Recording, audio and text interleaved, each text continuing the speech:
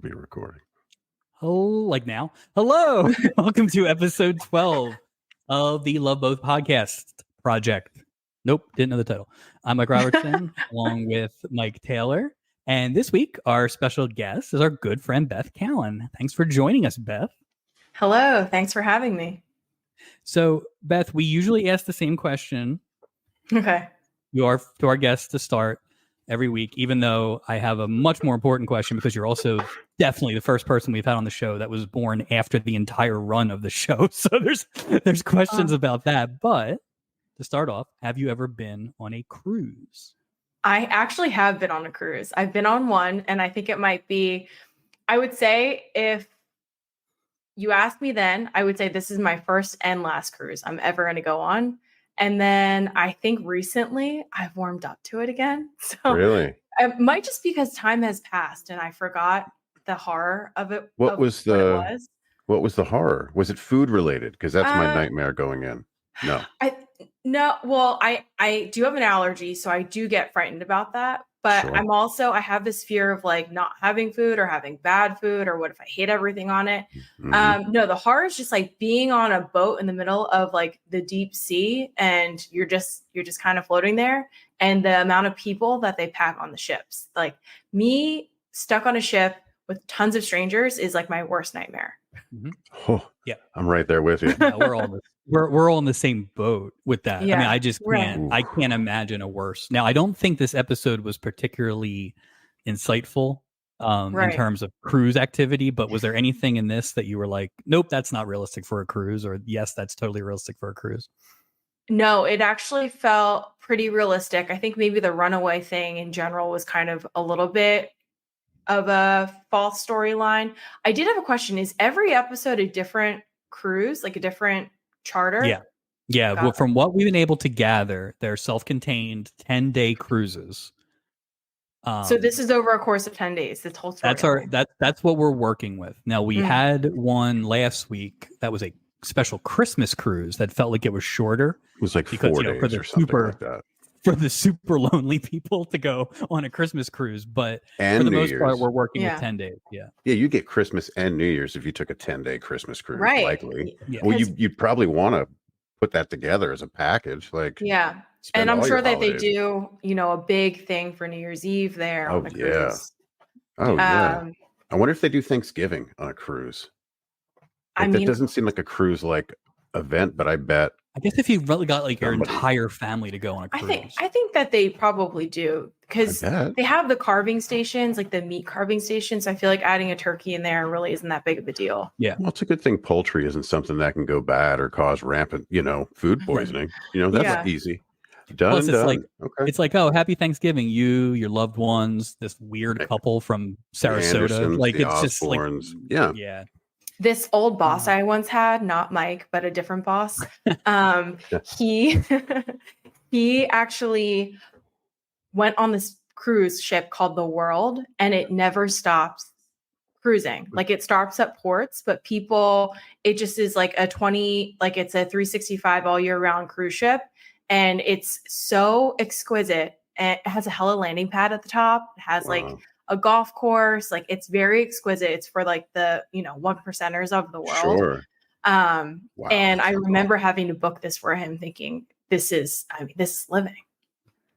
That's like when you would fall asleep after a long night on the L, and it would just go back and forth a bunch of times, and you'd end up between Bridge and Pratt and 69th Street. It's the same experience. Yeah. So, but exactly. A lot cheaper. Exactly. Until that time you end up in the shipyard, which definitely didn't happen to me. So Beth, we'll sprinkle it in, but I am curious, just first impressions. You'd never seen any episode of Love Boat, correct? Never. I heard the theme song, did you know anything? Yeah. No, I knew nothing about it.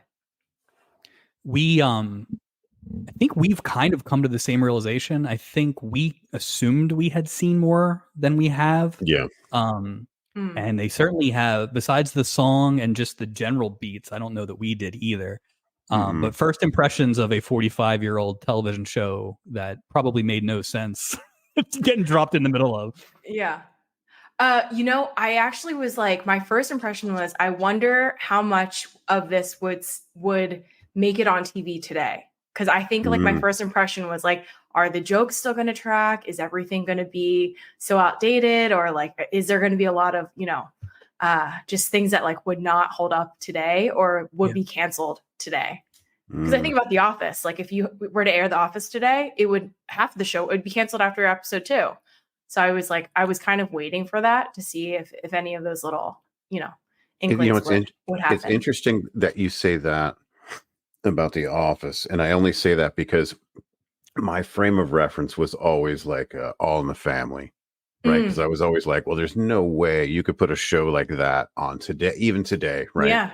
Yeah. But you're right when you say that, even though The Office, because I think the Diversity Day episode alone. Right.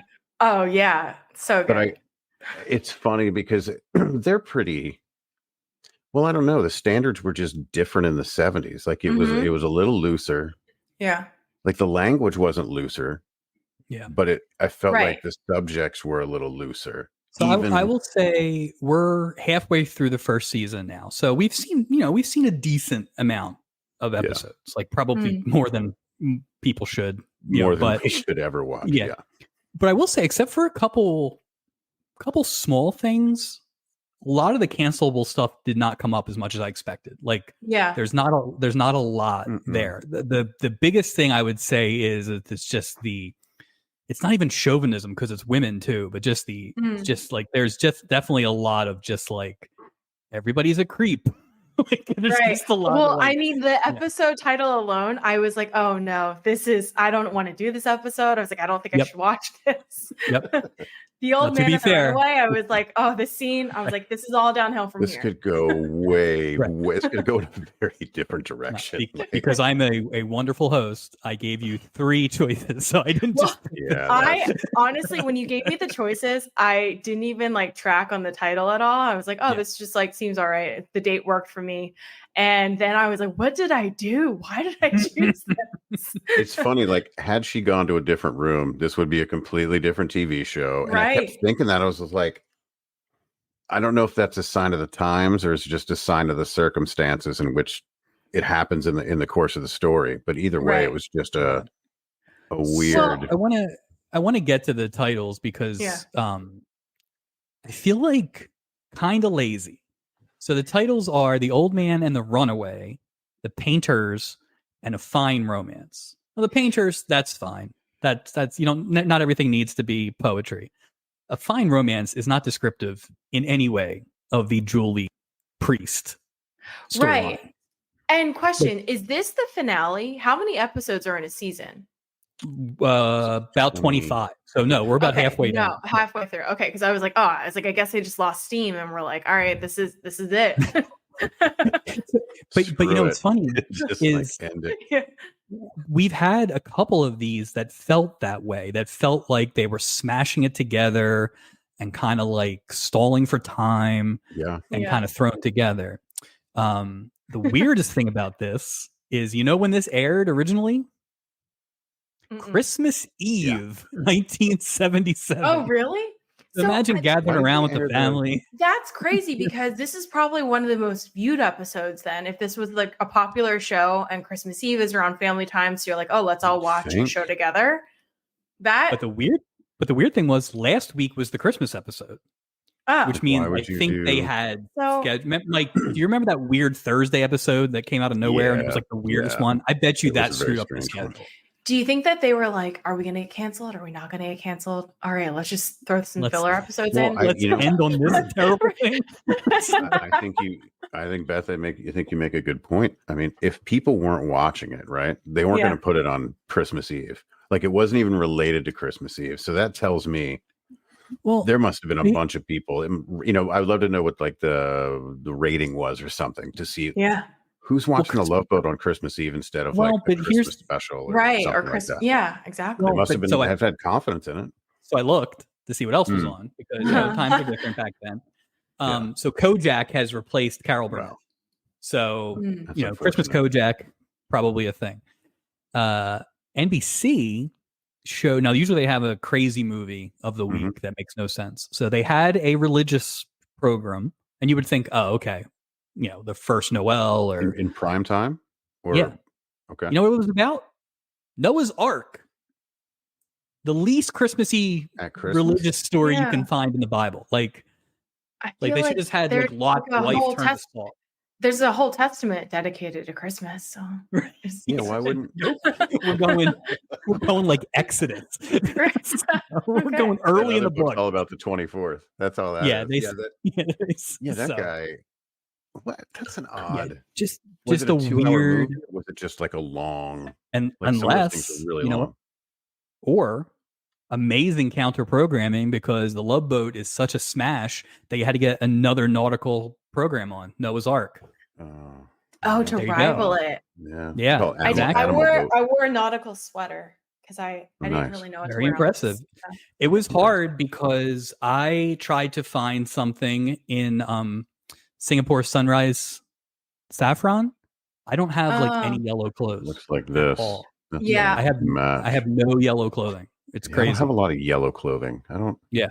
I wasn't sure, and they also had Calcutta yellow, which I was like, I don't really know. And then I thought maybe I wear a painter's suit, but that, I thought about just having a single splash of paint here, just like I'm not even.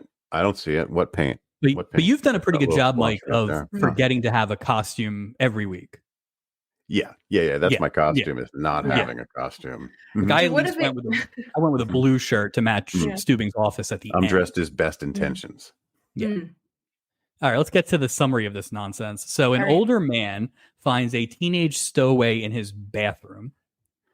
Julie falls for one of her brother's best friends. There we go. While the roommate is egging him on to hook up with Julie.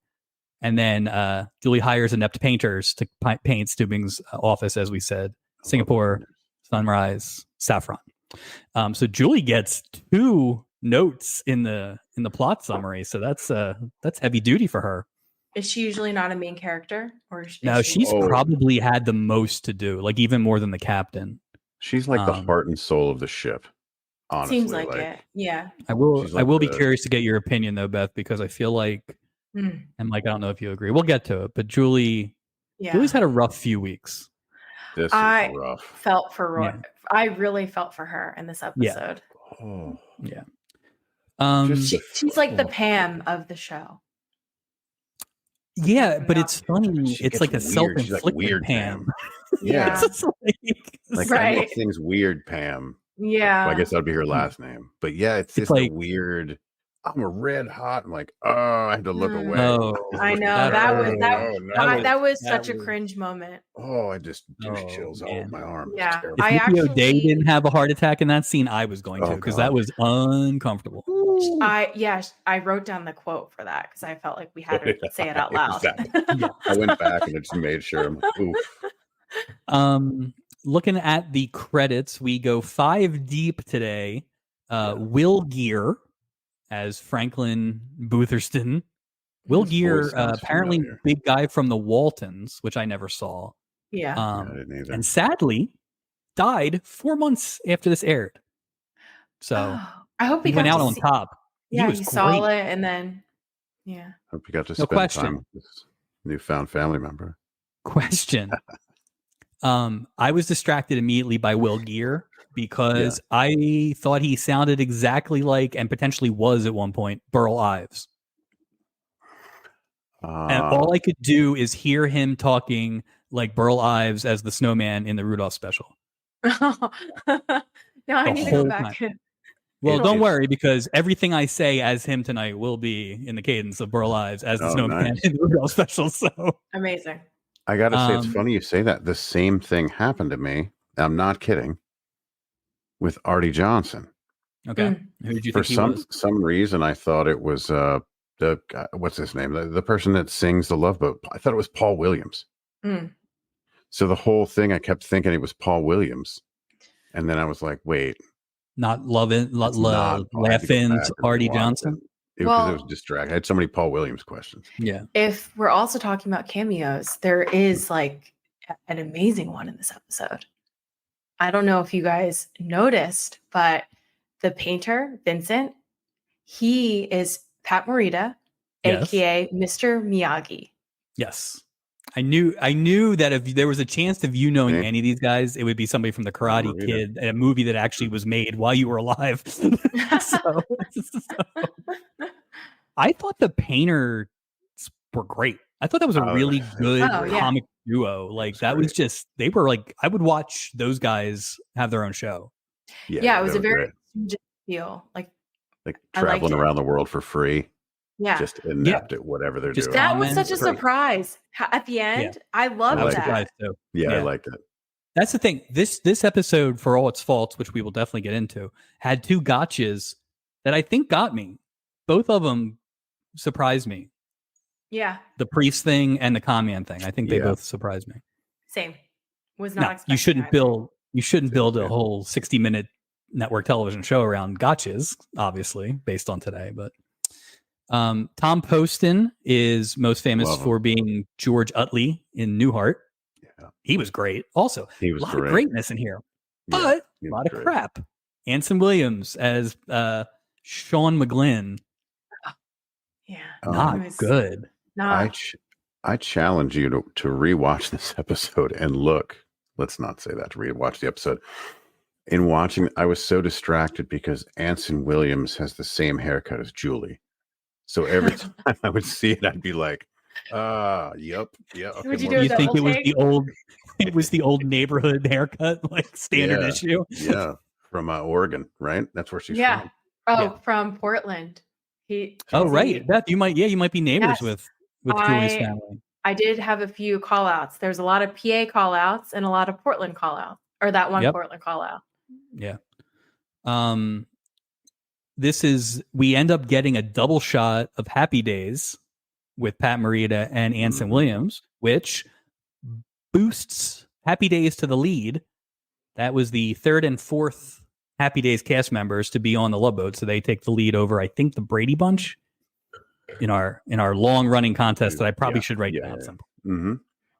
And then the person I feel bad for is Bane Johnson, who is Nancy Brown, the stowaway. Yeah, she's the only person who does not get in the main credits, and she's the only person who ends up in the end credits. You couldn't just a lot of screen time. Yeah. Well, that storyline. I mean, if you just broke down like how much screen time that story was pretty much the whole episode. You know, it was very time consuming. Yeah, I don't want to say it, but that might be why Will Geer didn't stay with us much longer. They were working his ass off. He was in a lot of this show. They were not paying him by the word. I mean, and they had him doing a lot of like physical comedy in that. Yoga. That whole scene, chanting, the falling over. He shouldn't have. By the way, that's irresponsible to ask a man of his age to bend his leg without ever doing it ever before. To be like, no, no, you're fine, Grandpa. What are you trying to do? What are you doing? Yeah. Trying to knock him off. There were a lot of weird parts of that storyline. Yeah, very weird. Yeah. Mike, any last notes on the cast before we jump on? No, I was a little I kind of didn't know who Artie Johnson was, but he's been in a lot. Obviously, you thought it was Paul Williams as well. I thought it was Paul Williams. No, nothing yet. I'm happy to see more Happy Days people, but now I'm sort of wondering that well is getting sort of shallow on the Happy Days department. I think the parents can get. Winkler. I think we'll get the parents. I think you'll get Marion before the Boz. We'll get Joni. We're never getting Fonzie or Ron Howard. Well, we already had Chachi. But there's a level, and we're going to get like Ralph Mouth like 30 times would be my guess. Like not even credited, just like eating on the boat somewhere. Oh, like Ice Cream Man 4, something horrible. Poor Mr. Mouth. Great character. All right, let's get on the boat. Let's get on the boat here. And we're going to start with a very good scene, but also a little controversy, which I want to see if you guys picked up on. So we open up. Julie is welcoming passengers, and old man Franklin Bootherston comes through the door as everyone's trying to get into the boat. So just a great start, you old man. And then just starts complaining about there's nothing to do on this boat. What do you have to do on this boat? And Julie just gives him a lot of young man's game activities as for this clearly 100-year-old man.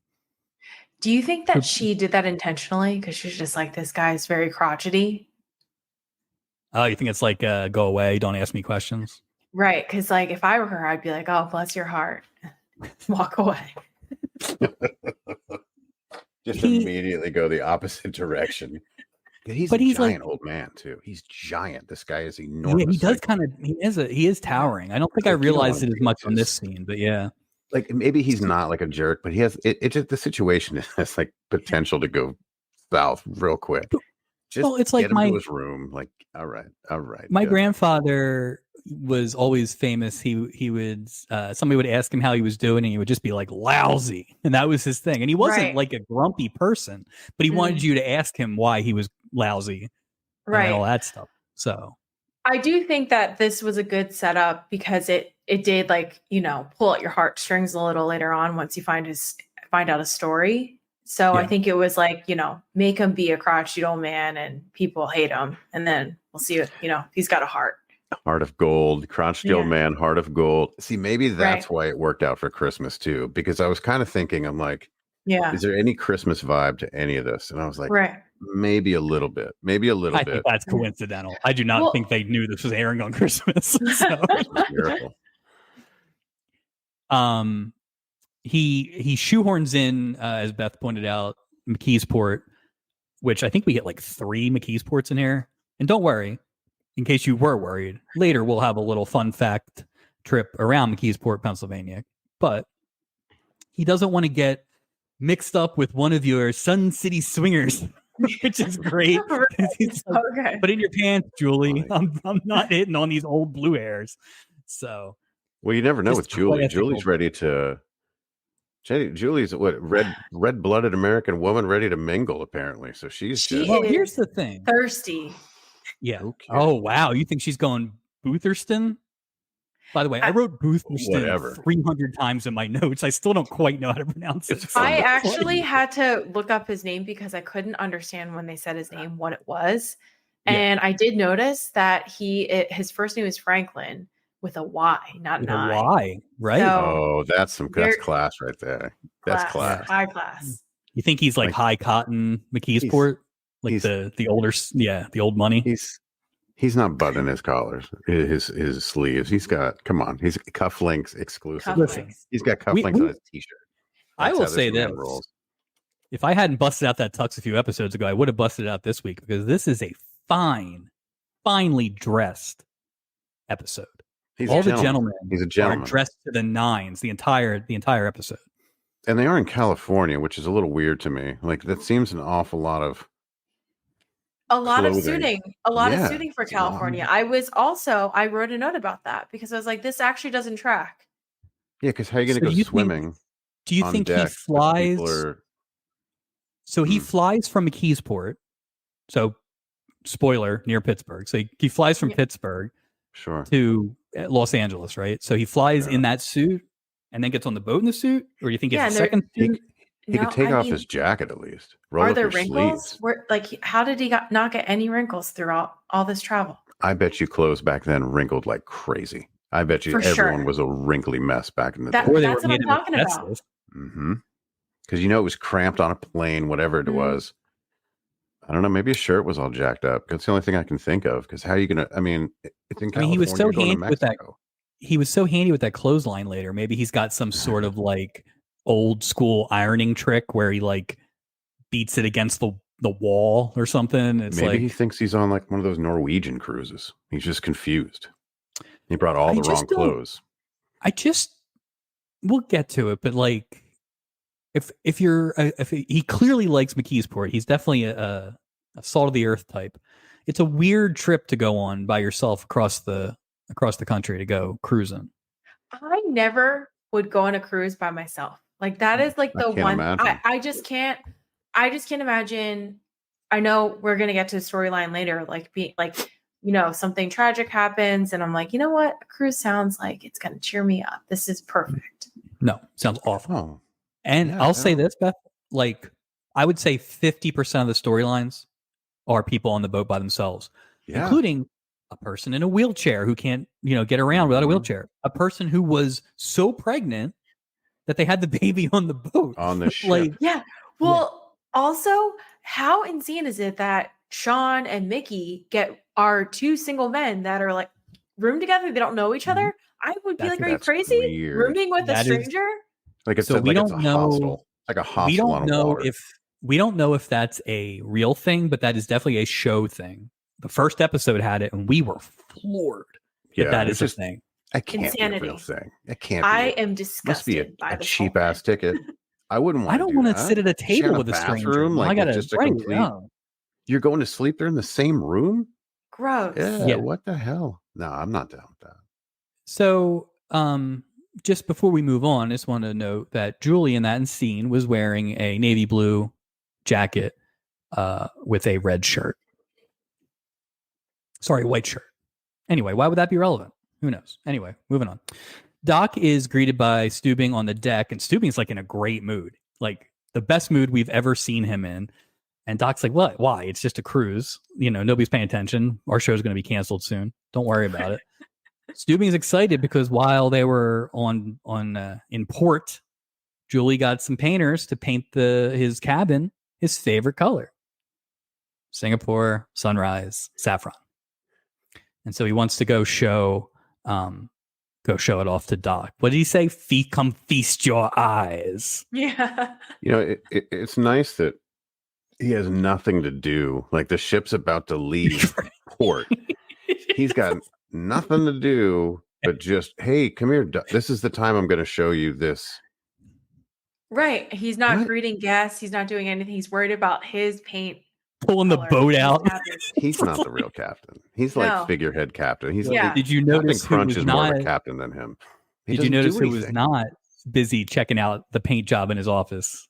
The deputy captain. Right. The real captain. We've heard his name, but you never see him because he's always busy driving the ship. Right, well, exactly. He can't be on that show.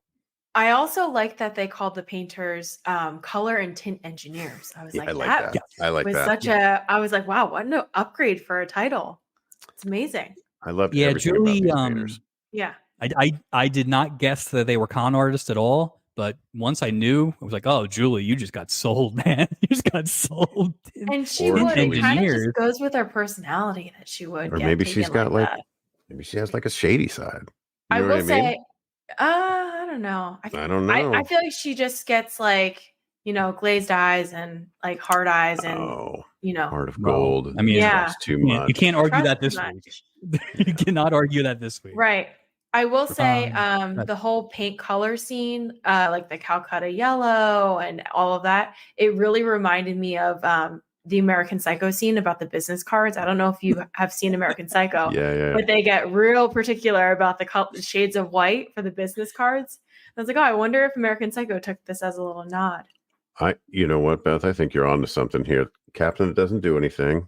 Mm-hmm. Very particular about color. Short jacket, always looking good. Maybe Captain Steubing, there's a subplot where he's just, you know what I mean? When people come on board. Yeah. 600 people go on, like 200 go off. Who knows what happens in season 2? Season 2, a captain might turn.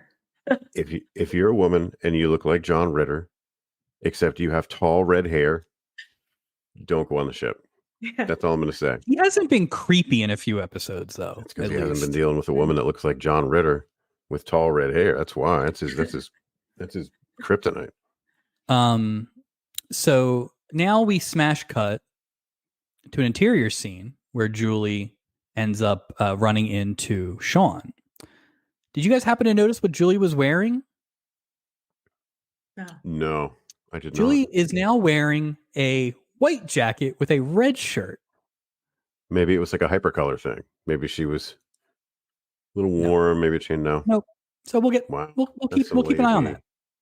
So Sean, she somehow spots Sean from like 3 miles away. She's a man. She's crazy. Like, good Lord. But she's like, Sean, and he and this is where I think come on now. Maybe they told Potsy to act like that, but the just dead pause, no response. Like when there's someone who I don't know their name, there's always like 3 or 4 seconds of just like, oh, hey, how you doing? What's up? How you been?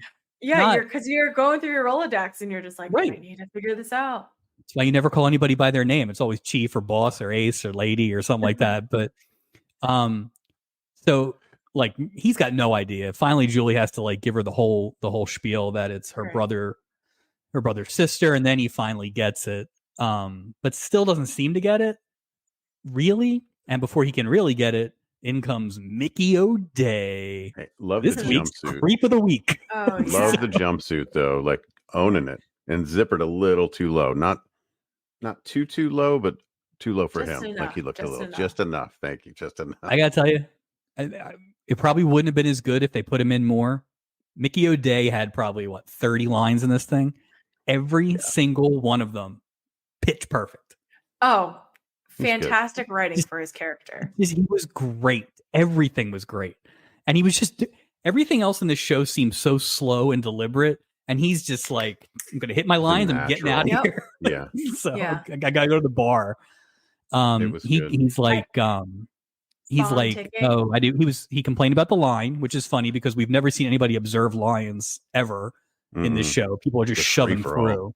Yeah. Right. But he had to find out who his roommate was because that's not weird. You got to find out. And then he wanted to see if Julie was his roommate. Way to go, guy. You've been on the boat for can you imagine getting a TSA line and being like, hey, you going to fly with me? They would tase you in 4 seconds. Right.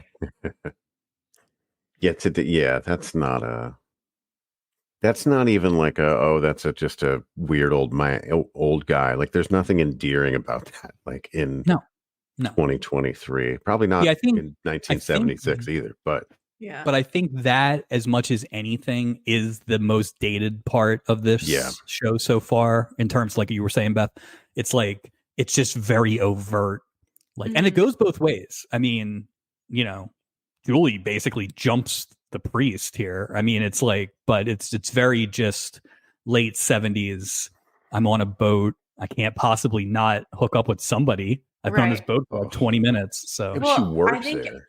It's so dramatic. I think everybody's storyline is overly dramatic, which I think makes, this era, the sitcoms, very much the whole shtick thing, I think is very funny. And I kind of it's endearing. I will say for Mickey, though, he had really good one-liners, especially when he was walking off scene. Yeah. No, it was great. Yeah. He just hit everything. And, turns out also, hey, priest, could you get, he doesn't know he's a priest, just his roommate. Yeah. Could you get my bags? I have a bad heart. But I'm sure that won't come back up again. Right. So just get it in there, Yes, nothing to pay. Chekhov's heart condition. Well, I think he actually said, I have a bomb ticking. Bomb. Can you get my bags? So now we go back to the hallway because Steubing is walking Doc down and they run into the painters. And Julie shows up to do the whole tint engineer thing. And did you guys happen to notice what Julie's wearing? Oh, no, they did it again. Was it the original? She's back in her blue jacket and white shirt. Oh. So they literally just had a scene and didn't know to put her in the right jacket. Well, it was 2 different storylines too. Nope. Yeah. No? Well, yeah, but I'm saying yes, but it's the same time of day. It's not. Right. Yeah. Right. This does we not. Always wondered with the 3 different storylines, there's 3 different directors. Right. Does one director take, I'll film everything in one day, and director 2, I'll take this day, that day. So I just wonder if sometimes things fall out of sync. Right. And that's how we've always been judged. We've always been keeping track of Julie's bowl haircut to see if they shoot things out of order and stuff like that. Potsy. This was the worst continuity error they've had so far. They must have thought they were getting canceled. They probably thought they were it's done. Screw it. Who cares? I was actually a little offended. I was a little offended as someone who's had to watch all these in a row. It's the least you can do. I don't wear the same thing. I've yet to wear the same thing on these shows. We've done 12 of these. Come on. I don't have that many clothes. Wish I could say the same. All right. So Julie's there to see the unveiling, does the whole thing about the Color Coordinate Consultants, Inc., who are the tint engineers. And the painters actually show up. They're like, it's not quite bone dry, but the captain wants to sneak a peek. Yeah. Oh, they were so funny. Their timing. God, they were just immediately. You know what they were doing, I think? It was a little bit of Laurel and Hardy. Yeah. Yeah. I loved it. I just loved everything they did. But in the conversation about the saffron is yellow and all this stuff, the paint cart starts to roll. Now, it's not a plane, right? Like you're not ascending or descending. I assume you're not submerging into water. So I don't know what would have started the cart to roll. Well, it wasn't but rolling. The cart wasn't fast. rolling at any kind of breakneck speed. No. And here comes Isaac, who had nothing to do on this episode except to get hit with this paint cart at what? 2 miles an hour? Maybe. Right. Maybe. The reflex was not great. Just you could throw an open can of paint, not tip it, but like throw it at somebody. And you would get more paint on them than you would have in this. Meanwhile, he is covered like head to toe in yellow paint. Couldn't he just moved like to the side? Right. Like real simple. Like anything. Also, it's 10:20 in the morning and people are still boarding. Where are you going with those drinks? Well, remember last week he delivered an Irish coffee. Yeah. One Irish coffee to somebody. And we're like, that just doesn't make financial sense for a bartender to be delivering one cup of coffee. A lot of questionable decisions on the part of the bartender. Isaac literally had 3 scenes this week, and every one of them was unnecessary and felt like they were just tacked on to get him into the show. Very light on the Isaac. So after that hilarity, they walk down to Stubing's office so he can check it out. And they're like, all right, well, we'll just take the wet paint sign off. Be careful. But of course, they painted the deputy captain's room, not Stubing's. Well, cabin. Remember, they had the room versus cabin. They call him Captain Dept, which is very funny. Stubing then is mad because he's a child. He's pissed. And orders these people who do not work for him to stay on the boat until it's done to his satisfaction. Captain. I mean, he can marry people. You're not the captain of my life. That's one of those things where, like, those guys didn't necessarily have to listen to him, but given like who they ended up being, it makes total sense for them. They were like, "Oh, sure, no problem." But Stubing didn't know that. Like, what if I have a doctor's appointment? What if I have to pick up my mom from somewhere? Well, it's a tell if someone's a con man. From now on, I'm just going to be like, "Hey, craftsman working at the house, you can't leave till this is done." And then they leave, and I go, "You know what? That's a legit craftsman. That guy wasn't trying to rip me off at all. What have I done?" So, but I'm not going to do that. See what I'm saying? On this, I'm just confusing myself now because. No, I mean, I think that's like a real gamble that you'd like have to take and see is this person legit or not. Right. Otherwise, you got a squatter, and then you're stuck. Where did they sleep? Right. They point out later that there's no rooms. Where did they sleep? The captain's room. In a little non-painted, like a little circle on the floor. I don't know. A lot of holes. But again, it's just like, if I had anywhere, say you're at work, right? And you do a project wrong. And they're like, you can't leave this office until the project's done. And then the office floats away to Mexico. Like, you'd be pretty pissed if you had things to do. I'd be upset. Yeah. No bueno. No, literally.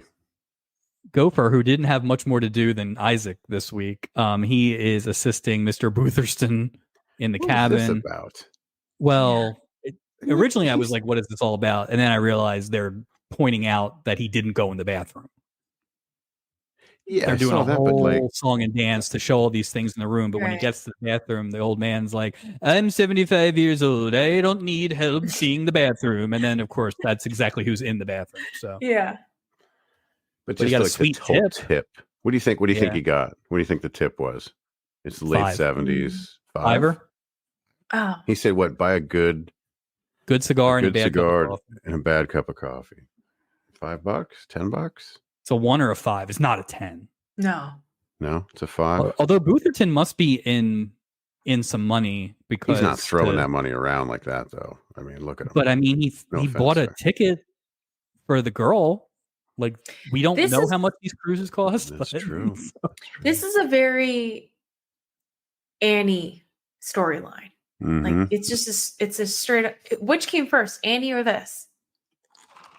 The movie, this. But I mean, Annie was a comic book strip, so probably Annie technically. We just didn't. Well, we just had an orphan story for had an Christmas. Orphan. Yeah. And we had a runaway. You can't double down. We had a runaway too before that. See, they must have thought they were getting canceled. This is very lazy writing.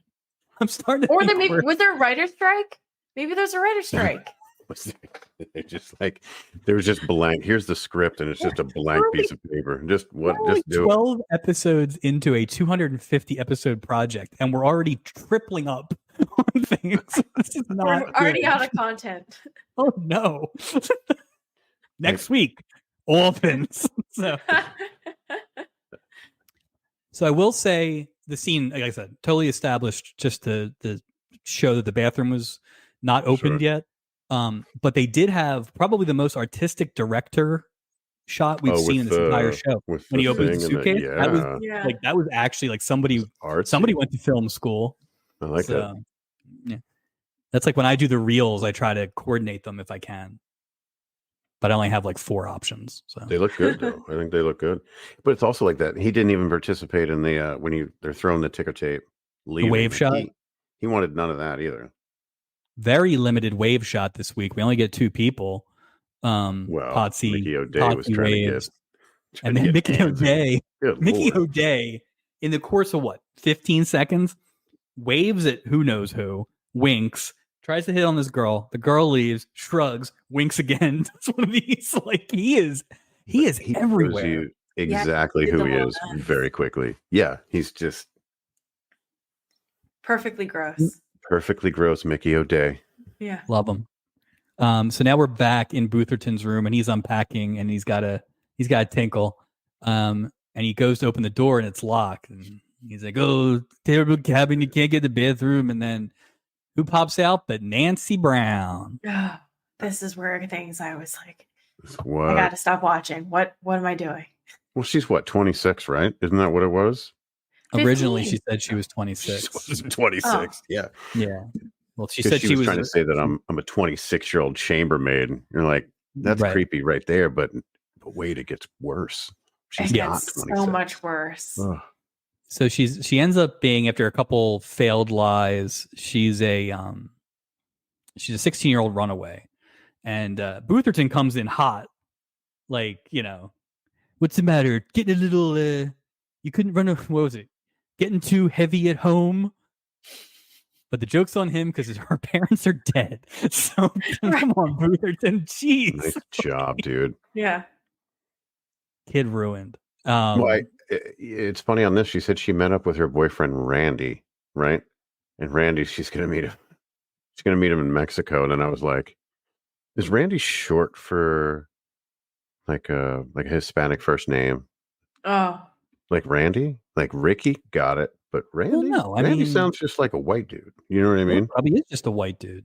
In Acapulco, that she met in a concert in the States. Like, but if it's a concert that had a 2-day wait to get in, it's probably a pretty big concert. I was going to actually ask you what concert you thought it was. Do you think it was the Nitty Gritty Dirt Band? That's funny. Just weird. Like, so it's a 16-year-old on it. Left her. That's the weird part. Is that Randy lives in Acapulco? One of the weirder parts. One of the weirder parts. It just doesn't track. The storyline doesn't add up. She's full of turkey. I feel like you think there's no Randy? There's no Randy. No. What do you think she did on the boat? Drug mule. Off the boat. It's pretty obvious she's a drug. She's a drug mule. Pretty obvious. That's what he was trying to get at. She bilked that old man for all his money. That's why she took an extra day. Like, that's what was in the burrito. Actually, it was just cocaine. He smashed it all over. Whatever. Exactly. That makes all sense. The drug bowl. That's so funny. So Nancy has had 5 sets of foster parents, which seems like a lot. These these particular ones are the Pitts. They love to paint like you said, Mike. She's going to Acapulco to hook up with Randy. They love to paint these characters with these broad strokes. Like there's no like subtleness to the characters. Like I've had 5 sets of this and it never worked out, or it's just so funny to me. So dramatic. So dramatic. Yeah. Well, I think now by the time we get to the end, I wonder if they were trying to highlight the transient nature of foster parenting. Because if it had just been the one set, would it have been harder for somebody to get out of it to get a new one? Right. And that's why I thought that this was very much like an Annie storyline. I'm like, okay, we got it. Hard Knock Life. Right. I mean, first of all, I think every story about an orphan is Annie at some point. Sorry, Oliver Twist. But I agree, Beth, that this is definitely like, especially because they were not painting Bootherton as a man. I mean, that's a rich guy's name, right? Right, exactly. That's what I'm saying. I'm like, okay, Daddy Warbucks, we got this whole storyline. Right. Let's tee it up, be a little bit more original. Maybe they throw it off by having him from McKeesport, but yeah, I think that's why I got a little Christmas vibe with home with a burrito. Because Mike and I have had a previous discussion about orphans around Christmas. And Mike was saying, what do you get an orphan for Christmas? And the answer was parents. Yeah. So in this situation, she's got parents. I'm saying in this situation, she got that gift from this gentleman. Right. Which that's why I think it's got that Christmas feeling. Maybe not intentional. Maybe I'm reaching. I just desperately want to find some sort of connectivity to. But it warms your heart. It does warm my heart. It is my heart's warm. It might be the coffee. Do you probably more coffee than this? So turnabout is fair play. Bootherton's got a picture of his wife, and Nancy's like, "Who's that? Where's she at?" And he's like, "Oh, she's dead." So these guys are just one-upping each other with terrible stories. Yeah. What's her name? They called her Miss Brown in the beginning, and then I didn't hear her name. The girl? Yeah. Nancy. Nancy. Okay. Nancy Brown. Nancy Brown. How sad though. Like what completely different reasons to go on a cruise. Like the contrast. Sad. Like that movie Up. Like my son was watching. The first 10 minutes are so freaking sad. And it's like I cried. It's the same thing here. Like he's unpacking his stuff. He's got like a framed picture of his wife. And I start like, oh geez, man. Like what is he doing going to Mexico? He's not, number one, he's not dressed for Mexico. Let's just. Yeah. It's kind of weird. He doesn't have the wife. He doesn't have the wife to help him pack. Right. It's sad. It's sad. How did you find out what the climates were in other parts of the world in 1977 if you didn't have the internet? Like your wife. He's from McKeesport. Apparently. Do you think he's ever been outside McKeesport except maybe for war? I just think if at this time, if my spouse were to die, going on a cruise to a place I don't know doesn't seem like my first reaction of like, sounds comforting. This is what I want to do for Christmas. Do the, at least, again, all this stuff could be solved by like one line where it's like, she always wanted to go on a cruise, so this is my tribute to her. Mm-hmm. Or right. I have her ashes in that bag or something. Like, we went to go to this Mexican restaurant every Thursday, so I'm returning her ashes to Mexico. Or I always said I was going to take her on a cruise, and I just never did. Yeah. Right. And now it's too late. She always wanted me to be a bullfighter. Christmas. I am now going to Guadalajara to train in her honor. Something. So Nancy is going to get the boot off the ship, but joke's on you, Bootherston. Because as she pulls open this random just window, like on the front porch of a house that's on the boat, turns out they've already set sail. They also gave her like a zoom shot. They zoomed in and she's like, okay, but you better get me a life jacket because, it was like unnecessary. You would think that her role or, the actress that played her, she had a big role in this. Like, she wasn't very anything. Did she go on to anything? You know what she was in? Really listed. No. The only thing she was in was the Electric Company. I love the Electric Company. That was love the Electric Company, but that's like that's not exactly a breeding ground for young actors. No, that's weird. It's a big role for her. It's a big opportunity. The lines, The most amazing thing to me was this whole scene starts. Bootherton's got to go to the bathroom, and he never went. Which for a 75-year-old man, good for you. He Bub. went. He went, Mike. Oh, Believe no. me, he went. Yeah, he went. Back in the Mickey Potsy room, Mickey is Mickey's talking up the social hour, and he's telling Potsy how he's already got money in the bank with Julie because she's got the Mugu Gaipan eyes. Yeah. Is that like Gaga? Is that what he's trying to say? So weird. I don't want to know. That might be offensive. That might be bad. Yeah. There was just like a few one-liners that were definitely a little offensive, but yeah, you expect it. That one just seemed unnecessary, though. Like he's got that like, one. He said like 50 definitely things, was unnecessary. Yeah, I didn't even get it. Like it wasn't right. What? Which is the absolute worst offensive thing. Is it doesn't even make any sense. Like it's just like what are you? Right. Mickey then starts ripping his doctor for making him take these gigantic horse pills for his heart, and he references Seattle Slew, who I think was a horse that was recent or way dead, one or the other. Was that like a 1930s horse or was it like a 1970s horse? I think it was a 1970s horse that almost won the Triple Crown. It was one of those like 2 out of 3 or something like that. But he's like, suck it, Doc. I'm so young and virile with the ladies that I'll take these horse pills, but no comeuppance for Mickey O'Day. That's the upshot here. Giant pill, and he didn't use a lot of water. That thing was like a Mini Cooper. Good luck, sir. So with his giant pill swallowed, Mickey grabs Potsy and he's like, let's get out there and meet some dames. Yeah. I will say they spruced up. I was like happy that they're like, all right, we're going to dress the occasion. We're going to make this a thing. Mm-hmm. It is nice. It is. And it's funny you say that because my wife tells me all the time, she's like, I think it's sad. Maybe it's the difference in people working from home.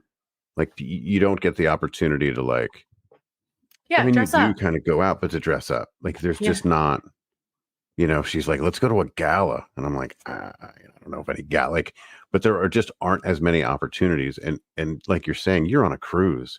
Yeah. If I'm on a cruise, probably nowadays, I've never been on one, but I can't imagine getting dressed up.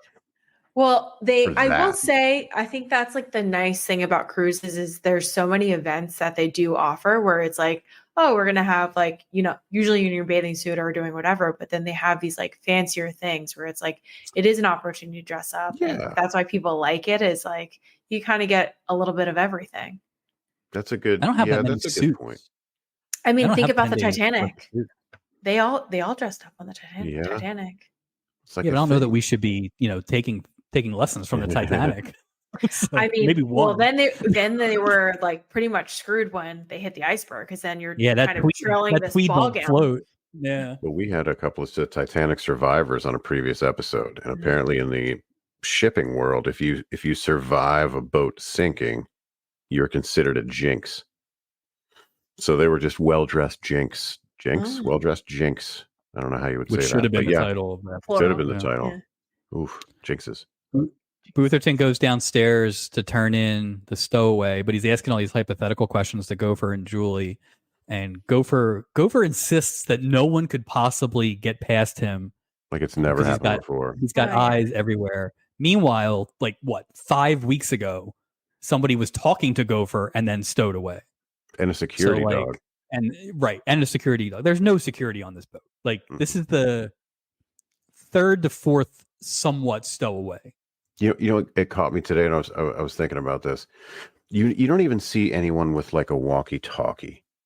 Right. You know what I mean? Any sort of like in-ship communication, no security, no communication other than like a direct conversation. Yeah. So weird.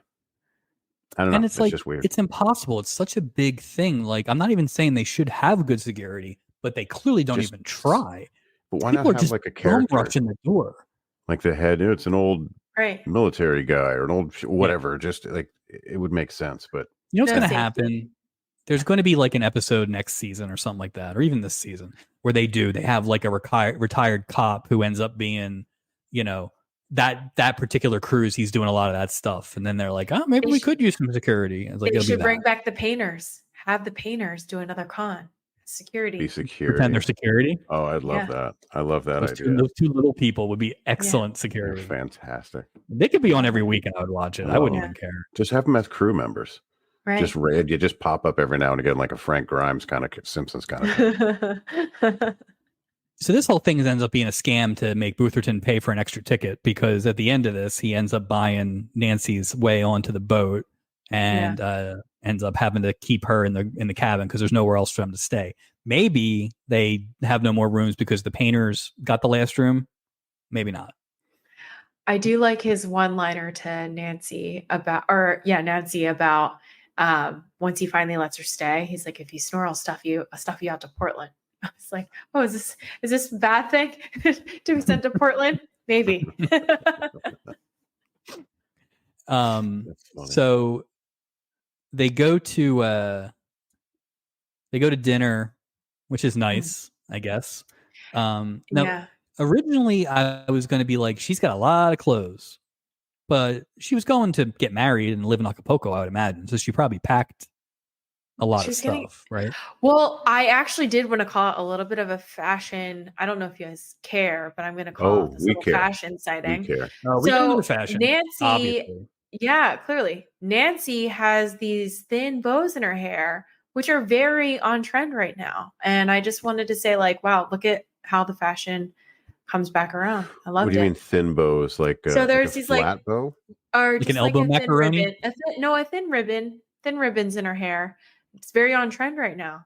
So like a gymnast ribbon, like a gymnast might have in their hair, like that kind of thing. Yeah, very much like a Nadia Comaneci sort of thing. Yeah, I was surprised. I was like, so yeah, she's a runaway. She's got bows in her back. Do you think she's a trend? Do you think that's the reason thin bows are back? Is Nancy Brown from this episode? No, but I think she rocked them. It's like, all right, well, trend look good. Somebody remind me to tag thin bows. Thin bows. Hashtag bows. Hashtag bows. Yeah. I'm gonna forget. Bootherton wants to eat seafood on a boat. That's how you do it. Like when I lived in Florida, seafood all the time. You can see the water; it's right there. Exactly. I feel good about that. Right. Oklahoma, no seafood. Yeah. But Nancy's just this friggin' hippie dip, and she's just like, eat the earth, man, and all this garbage. Yeah, well, he also wanted to order a lot of like heavy cream things. Like, so it was like seafood, like heavy cream seafood, like clam chowder, things like that. Yeah. So she was I thought that she was caring, looking after his heart. She's like, you're pretty much going to like have a heart attack and die, which he did 4 months later. So prediction. Where's your Messiah now? Should have listened to Nancy. Hashtag fortune teller. Good First Lord. Of all, I would argue his heart was already broken when his wife passed away 6 months ago. Let the man eat. R.I.P. Nancy's afraid that Steubing is going to bust her because, like, she assumes that the captain of the ship would have some idea what's going on his ship, but he's preoccupied with. No, he's got a short jacket on. He could care less. Yeah. So Bootherston, gets her goat a little bit. Asks the captain if they still do cat and nine tails for stowaways, but then she lets it on that he paid for the ticket, nothing to worry about, and they end up having what, burritos or fried clams or some weird like Tex-Mex seafood burritos mix. And guacamole, which I thought was like such a funny thing for them to say. I don't know why I didn't think that they would have like these things back then, but I just felt like it was like very strange. It was like the first Mexican post. Right. Although guacamole doesn't feel very 70s. It just doesn't. That's why, when he said guacamole, I was like, I don't even know if my dad would ever say guacamole now. I also, I would worry about the quality keeping of a guacamole on a cruise ship too. No, I will say that most like cruise ships definitely do a lot of Mexican food. Well, I guess especially if you're going to Mexico. The one I was on, it was to the Caribbean, and we had a ton of Mexican food on that cruise ship. I wonder why, especially going to the Caribbean, you'd think they would like, let's jerk everything, I think it's like crowd pleasers. You want to have crowd pleaser food. Easy. You appeals to a wide audience kind of thing. Nachos. It's probably not spicy. Well, this is on a cruise ship, probably freaking bland. Super bland. Not that they give us like a menu every week, but they do mention other foods. This was definitely the most diverse food that they've mentioned. A lot of times it's like steak or chicken, pretty basic. I'd love to see how big the menu is. Yeah, they said lobster. This felt like a very big menu this week. Yeah. Makes sense though, because they had 0 alcohol this week, so maybe they put it all in the food. I just get nervous anytime I see a restaurant with a giant menu. I get nervous. I'm just like, oh it's the no, old this is diner not thing. going to You go can't well. do everything well. Nope. And it's the paradox of choice. You're just like, I want a small menu. I just want to make a quick decision. I want to be done. Right. I don't need all this. Like, no. Although if you're on the boat for 10 days, you have time to, sample all the delicacies. So you could rotate it. You could have a different thing, but to have just this menu with like 150 items on it, like seafood we do and Mexican. No, it's usually like a night. It's a theme. Like they'll be like, oh, we're doing Mexican tonight, and this is like what we have. And then have your staples. Like they always have a prime rib. So, do you think he's senile and none of this stuff was on the menu? No, he just had pudding. Can I have 4 cups of tapioca pudding? And he went to sleep upside down. Some Jello. Yeah. He was done. Yeah. He was good. I'm so confused. So Julie and Sean are hanging out, and this is where they start this weird just back and forth. God. Julie used to be called Metal Mouth because she had braces. Yeah. Julie then gets a phone call. So Isaac's second scene that has nothing to do. And when Julie goes to get the phone, man, Mickey O'Day shows up. Boom! Just like within 3 seconds. Like a horny Jiminy Cricket. He is just always around to help you out. Everywhere. He's omniscient.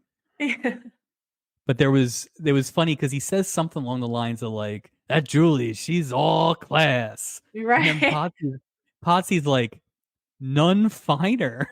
like she's a side of beef or something. Right. Why is Potsy drinking? Is that okay in the priest world? Like he can't. Sure. Is it all like so? Right? Well, we don't know what kind he is, right? I don't know how to order wine. I think you can drink, but I also think that like you're not supposed to gamble. Well, they were playing bridge, so I guess they weren't gambling. Yeah. Plus, we don't know what his denomination is either. Right. I was just curious because I was like, wait, so you can drink? Okay. Just trying to establish some sort of parameters. Well, I think he's on like a Rumspringa kind of thing. He's on a reverse Rumspringa. That's what I had. He would have been right. Yeah. He would have been all over. Yeah. Right. If he was on some Rumspringa. Going crazy. Yeah. Ultimately, the problem with this storyline is there's no reason he couldn't at any point had said, hey, listen, I'm a priest now. But he just like I don't know why he didn't say it earlier. It makes no sense. He's known it forever. He's got a Mike Taylor level perception when it comes to women hitting on him.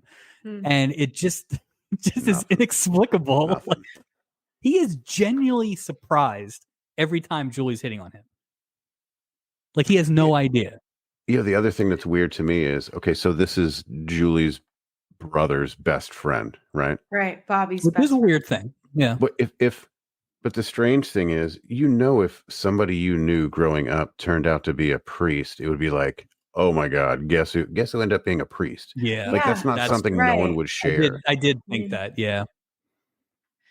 Like I definitely know what everybody's right. But even then, but I definitely know what all my friends' siblings do generally. Like, I'm not saying I would know your specific job, but I would at least know, like, if I had to put them in 5 boxes, I would know what they were.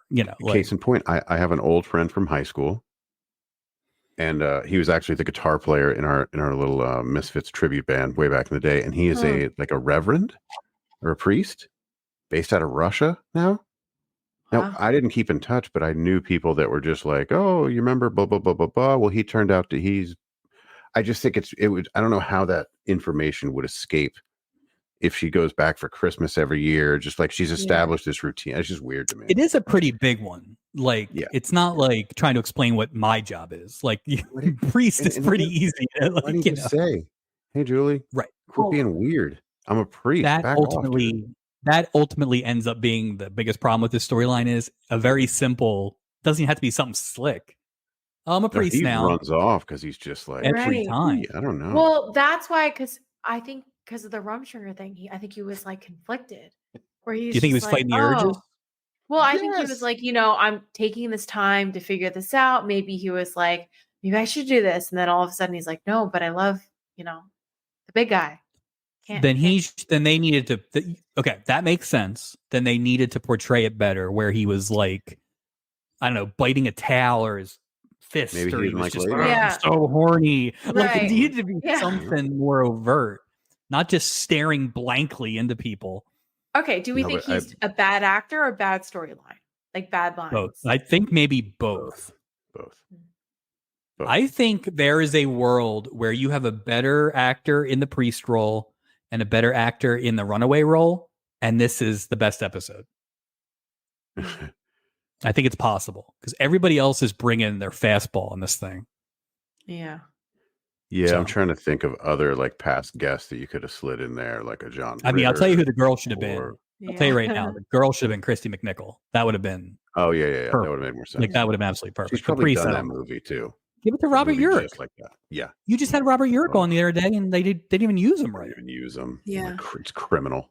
I just thought this whole scene was so cringe. Like Julie just pissed me off the whole time. I was just like, where's your self-esteem, girl? Yeah.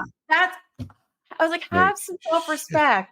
Yeah. Her saying like, I'm what'd she say? Full-grown, red-blooded American woman. We're not even up to that yet, though. This is just like the setting of the table for that, and it's hard not to think but about she says to who is she terrible. talking to? She says to someone, she goes, "I think I'm in love with him." I'm like, Doc. You've had that later. It's with Doc. Yeah, that's you've had two conversations. Yeah, that's awful.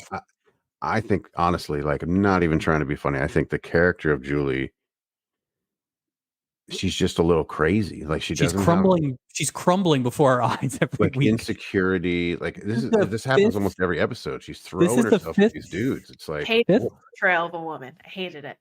But is it fourth or fifth? Fifth. But she's at work too. So not only is you're doing this in your personal life, but then you're like, all your coworkers and people report to you, see you like throwing yourself. And you just like you lose credibility. She's that woman. Yeah. And she's not even drunk. She's just crazy. Where's HR when you need them? Oh, that's the character they need. Oh, that's a good character. Mm-hmm. They would clear that boat off in about 5 minutes. That would be great. Have to have Toby Flanders. Worse than our old HR, Beth. So back to Harold and Maude. We get a second mention of McKeesport, which means, are you guys ready for some McKeesport PA facts? Would love some McKeesport PA facts. I feel like there needs to be some like music, like McKeesport is a suburb of Pittsburgh. It is located at the confluence of the Monongahela and the Allegheny rivers. The population was 17,127 as of the 2020 census. The nickname, Tube City. Tube City. Tube City.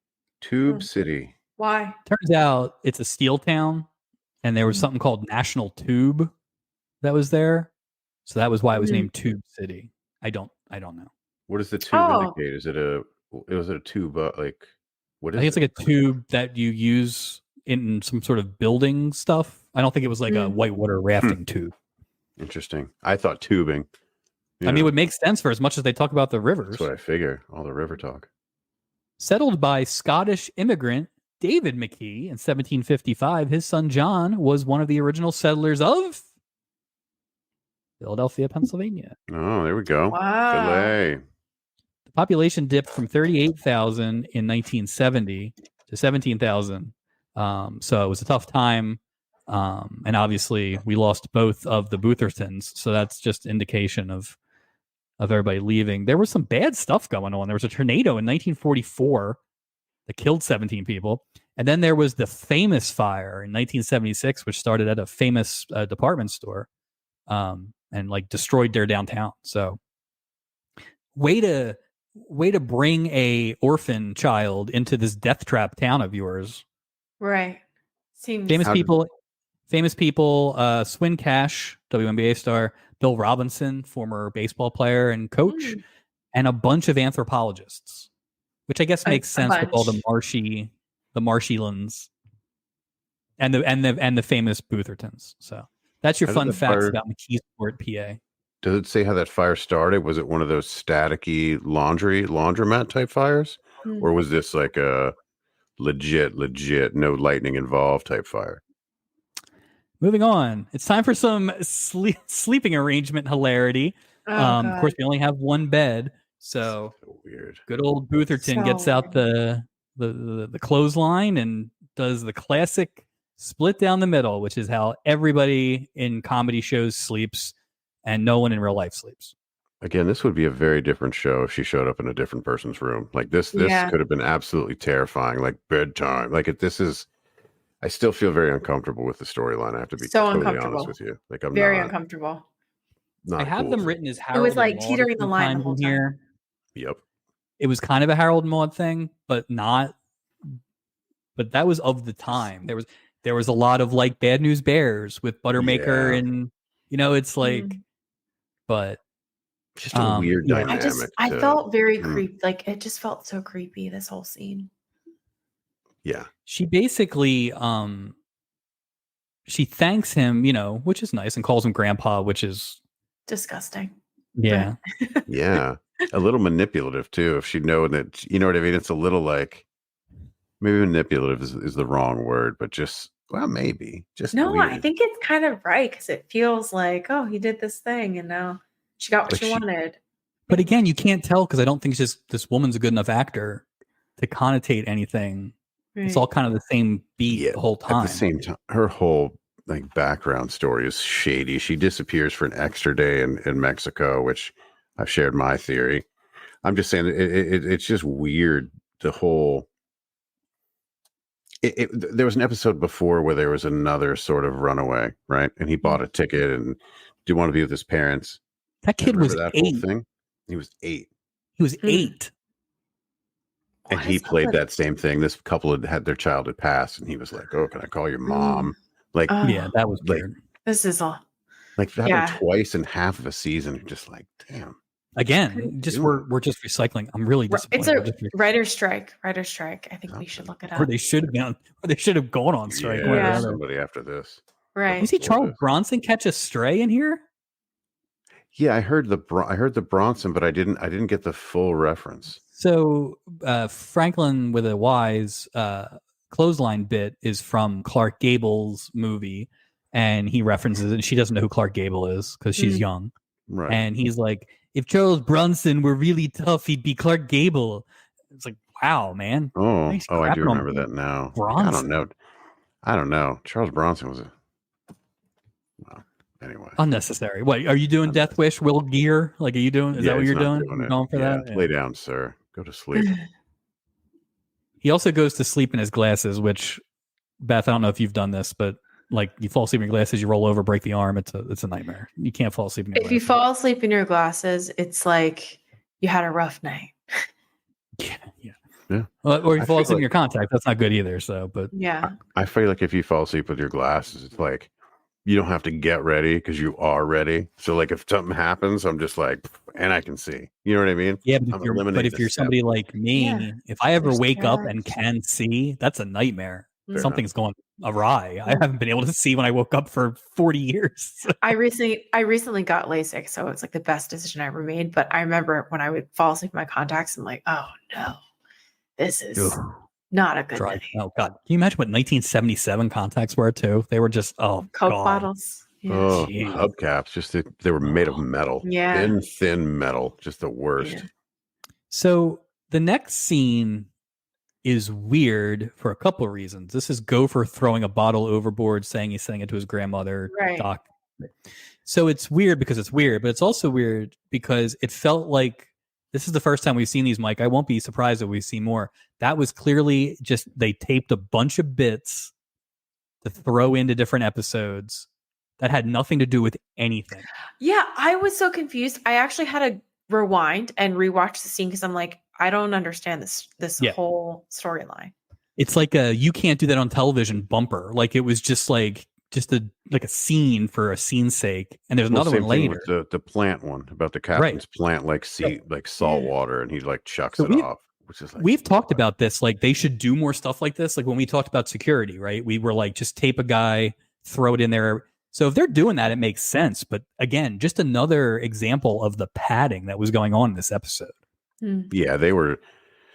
Yeah, there wasn't much to tell. I mean, the quote unquote grandpa story, the creepiest story ever, is there's so much. Like after about halfway, I was like, all right, can we wrap up this? Yeah, because I felt like the episode there were things happening, but nothing was really happening at the same time. Like it was just like how did we not get that scene where he can't find his wallet and blames her or something right? Like something that. Yeah, right. Like he thinks he got rolled. Yeah, right. Right. Yeah. Now they're playing shuffleboard. He's old, so he's great at shuffleboard. Sure he is. His middle name is Shuffleboard. Is this when they start doing the chants and everything, or is that the later? yoga chants? Okay, it's coming up. Okay. And then so now finally we're back to Is that what yoga was in the 70s? You said crisscross applesauce. Like, is that? Okay, and chant. Cool. And chant. Okay, cool. Plus, you're 16. I mean, how deep into yoga are you? That's what I was like. This does not track. She would not know about yoga. Like this isn't. That's why these foster parents are mad. Yeah, she's off the rails. Trying to sleep. Bad crowd. Back to the captain's cabin. Steubing is checking out the progress of the painters. All they've done is mix the colors. They've been mixing for 2 days, apparently, and they don't even have the color exactly right. And they said they could just take out some of the smidges. They added 3 smidgens instead of 2 smidgens. Right. Yeah. Steubing's pissed. And he basically is like, he tells Julie, he's like, if you don't get these guys on track, I'm going to throw them off the next port. Why do the painters keep up the shtick when no one else is in the room? Drugs, Mike. They're both on a lot of drugs throughout this entire experience. That's what's going on. So they're conning themselves. Yeah, they are not operating on the same plane that we operate on because they are oblivious. It's method acting because they're just oblivious. It's the only ones that are committed to the 100%. Well, that's why they're good con men, right? I respect it. Yeah, it was great. Always on. Love the painters. Julie gets hit with paint. Everybody gets hit with paint. It's hilarious. All right, this is the crisscross, yoga thing. Just I mean, then they start singing "Home on the Range." Like, right? Oh, it's so weird. Would a 16-year-old know "Home on the Range"? Also, I wondered that too. Yeah, I mean, I don't know. Yeah, do you think that was the concert that she was going to see for 2 days? Whoever sings "Home on the Range," I don't even know who that is. Like Roy Rogers or somebody. Something.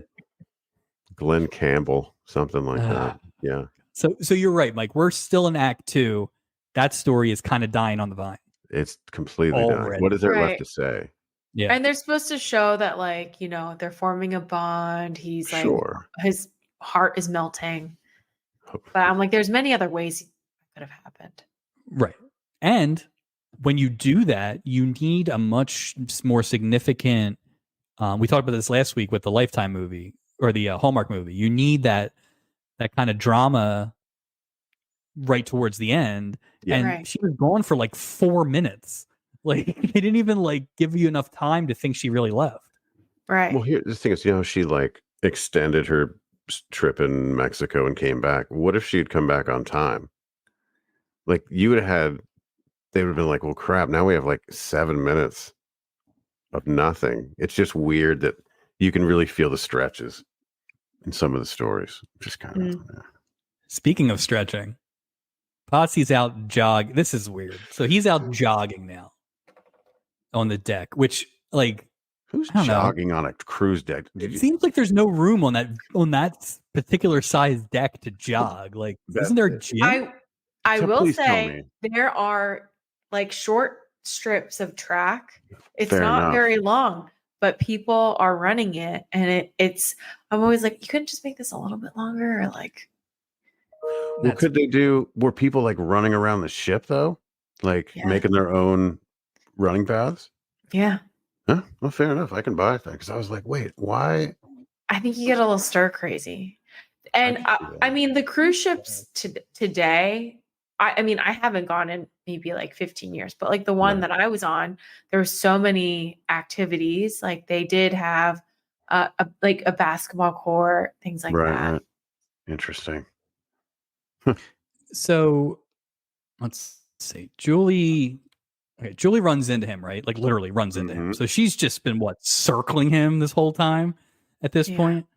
Just chasing him. And invites him to her. Now, so here's your point, Beth. Like the first meeting, maybe kind of feeling it out.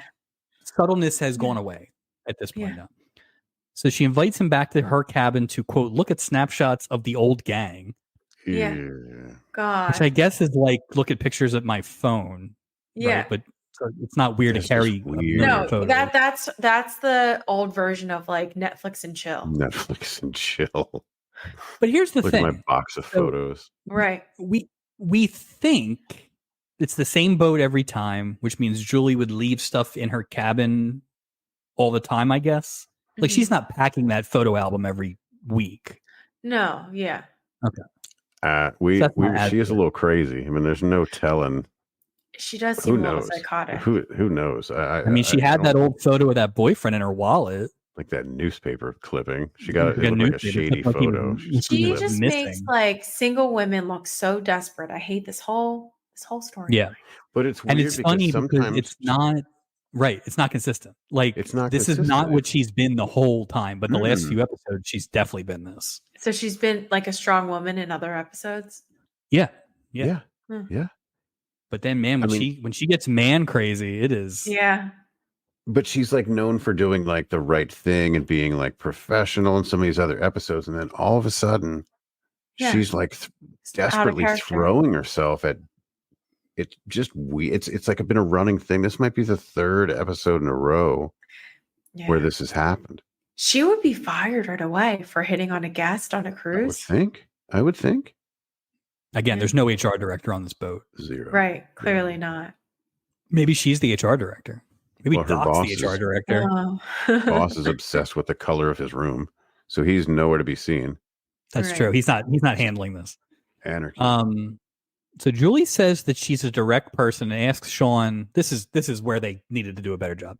She basically asks him, is there any reason that we can't? And then gives him like a little opportunity, and he says nothing again. Yeah. Right. He runs and away. Then she's like, keep jogging. And then they just run off into a commercial break. It was a weird. Yeah. I don't know. That didn't make any. All right. Well, you could have gotten to the same point, but given Anson Williams like a little something. Yeah. Or you know what should have happened? He should have confided in somebody else on the show, so you knew, and then the awkwardness made a little more sense. Yeah. But I hate that she's like, I love him. Oh, that is just so. That's one of the worst things we've seen any character do. That was insanity. So unnecessary. Like we get it, but you're painting her character in such a corner now. Oh, God. And now, like every episode after, I'm going to be like, she just hooked up. Like it wasn't last week. It was the week before. She hooked up with Robert Urich. Her old boyfriend showed up. She hooked up with him. She hooked up with another guy that just showed up on the boat. All the over 60s tour guys. She's just, living her best single life. She's spiraling. I'm worried. Or she's a floozy. Who knows? But at this point, I almost feel like it'd be easier for her just to be a floozy. But instead, she's just like, I think she just it's like she wants love. It's desperate. She wants love. Yeah. And that's what makes it so hard to watch because it's just sad. It's sad. The love thing really threw it into a level that I was not ready for. Everything else is just kind of bad hookup, right? If she owned her sexuality and was like, "Oh, I'm a hot red-blooded woman," then I'd be like, "Yeah, okay, girl, you go get it, like do your thing." Yeah, but no, she's just like chasing it, and that's what makes it so cringe. And I'm just like, she doesn't have respect for herself, and I hate that. Maybe the love boat itself is just a metaphor for Julie's, views on love. There's ebbs and flows and downward waves spiral. Sure. Right. But it is, but that's the thing though, is it bugs me because I think it takes away some of the creativity because you paint her character in such like a crappy. But maybe in the 70s it wasn't. Maybe that's not crappy in the 70s. Like I don't know. But it's just weird. Yeah, I don't know. It's just inconsistent with what we've seen of the character so far. I will say, okay, give it to we're in the 70s. I think that love tends to happen a lot more quickly back then, or just like you take things as face value. You're like, okay, you're my person and we're going to make it work. So I guess that's very true to the times. But if this is what doesn't track now, like this would never be okay now. Yeah. Like people bought into it. Plus your work. Yeah. I wonder if more people bought into that whole, you meet your one, you get met. You know what I mean? Like they follow that very course. Fairy tale. So I wonder in this, you can almost say it from the outside, or maybe some in the 70s going, well, she just hasn't found her. Right. Maybe. And this is what poisoned, little girls' minds about what love is supposed to be like. It's just weird. He's just not that into you, Julie. Yeah, exactly. Like, damn. Like, stop. But I tell you who does have her stuff together is Nancy. Nancy's got her stuff together. So her and Bootherton have this long ass scene on the deck where they talk about stuff. And Bootherton's this is your point, Beth. He's trying to they're trying to convey the fatherly relationship and all that stuff. Right. And she even says you give good advice, but he's basically trying to get her to go back to Los Angeles and finish school. And she eventually agrees with him, but says that she still wants to go tell Randy face to face, which is the right thing to do. So good for Nancy. That's a stand-up move right there.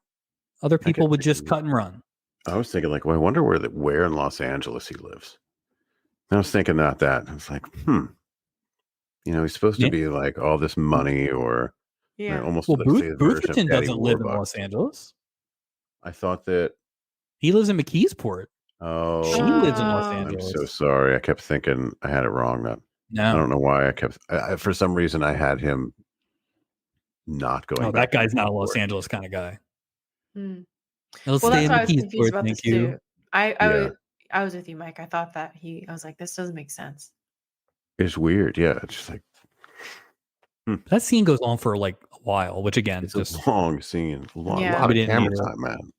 Yeah, a lot of green screen behind there too. I'll give them credit. They clearly had green screen, but they at least thought to put a fan so her hair was blowing around. So it made it better. Then I was like, well, how do they mic that? It's impossible. But yeah, it sounded all right. The painters are back. Stubing's trying to get ready to go to his dinner in his little short jacket. And it's just a comedy scene where he's just kind of trying to go around all the paint scaffolding. And of course, he's got Singapore Sunrise saffron on his jacket. But couldn't they have just ended this right here? Don't get me wrong, I love the painters. He got the color he wanted in his room. Yeah. But he was mad because the color wasn't just in his room, right? That's what the whole thing was about. So did the hallways stay the... So I got confused about that.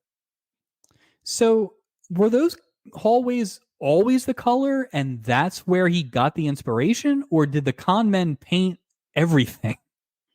I think they ended up painting more because I think that he was like mad because that's his favorite color and he wanted it for himself. Right. Yeah. It wasn't totally clear if it was part of the con or if he realized his hubris had gotten the best of him, one or the other. I feel like maybe the person that was creating the set messed up and they were just like, well, we can't change it now. We don't have that kind of money. Right. That's funny. All right. Here we go. Now we're really getting into it. This is the money scene. This whole thing right now. So we've hit on some of this already. I need a new drink for the scene. I know, right? So Julie, who just is not working. She's just not working today on this cruise. No.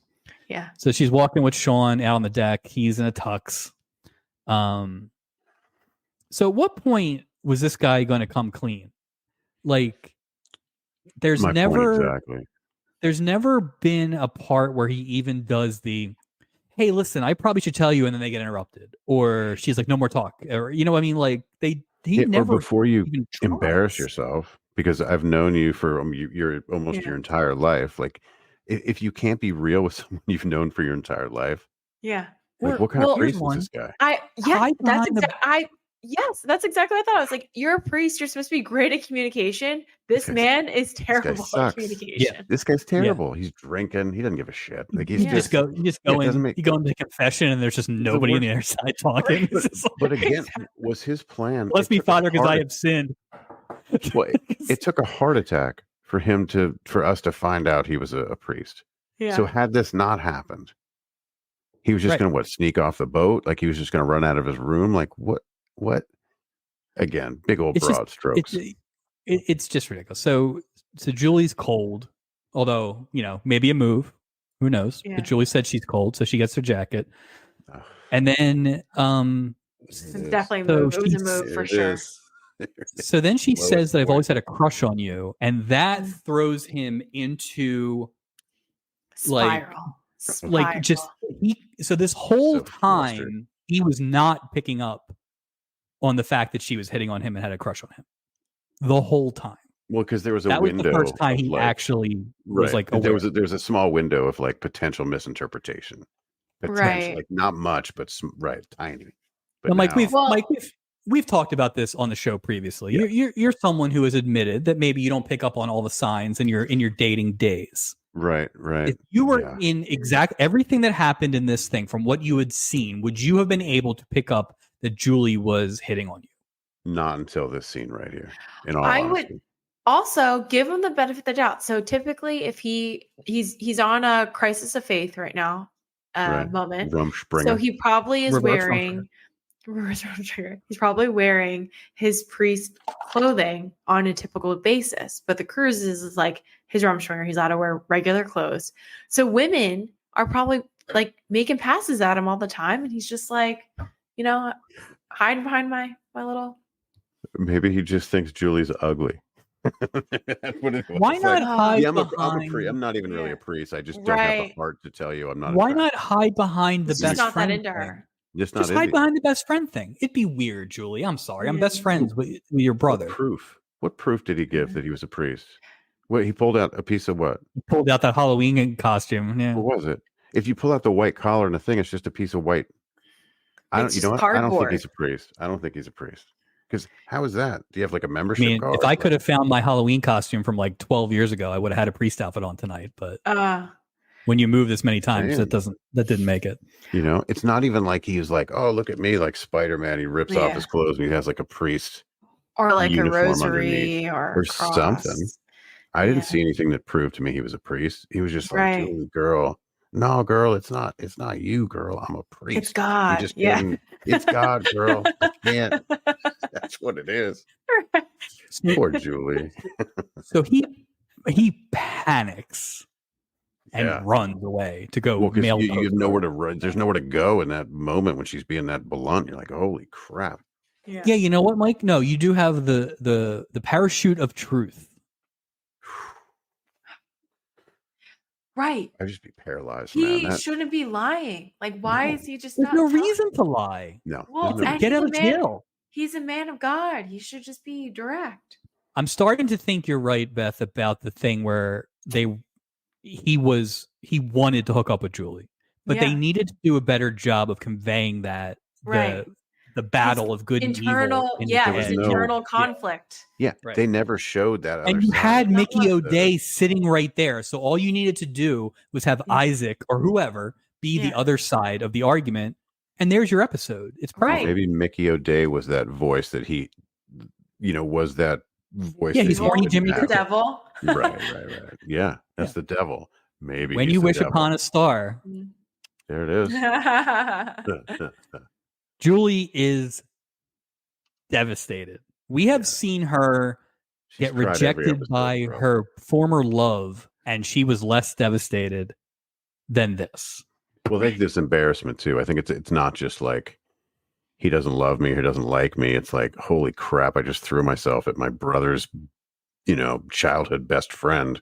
That story's gonna get back. Yeah. Well, she doesn't know that yet, though. Yeah. So who comes to the rescue whenever relationship trouble arises? Just put up the signal, and Adam Bricker will be there. Adam Bricker. Doc shows up and kind of like tries to calm her down, and he makes a good point. Some guys are a little dense when it comes to flirting. Yeah. Not anybody on this call, but some guys. You know what it is? It's a battle that goes on. People like this that are girl dumb. It's a combination of two things, right? It's a combination of like. I feel like you're doing an ad for like, are you girl dumb?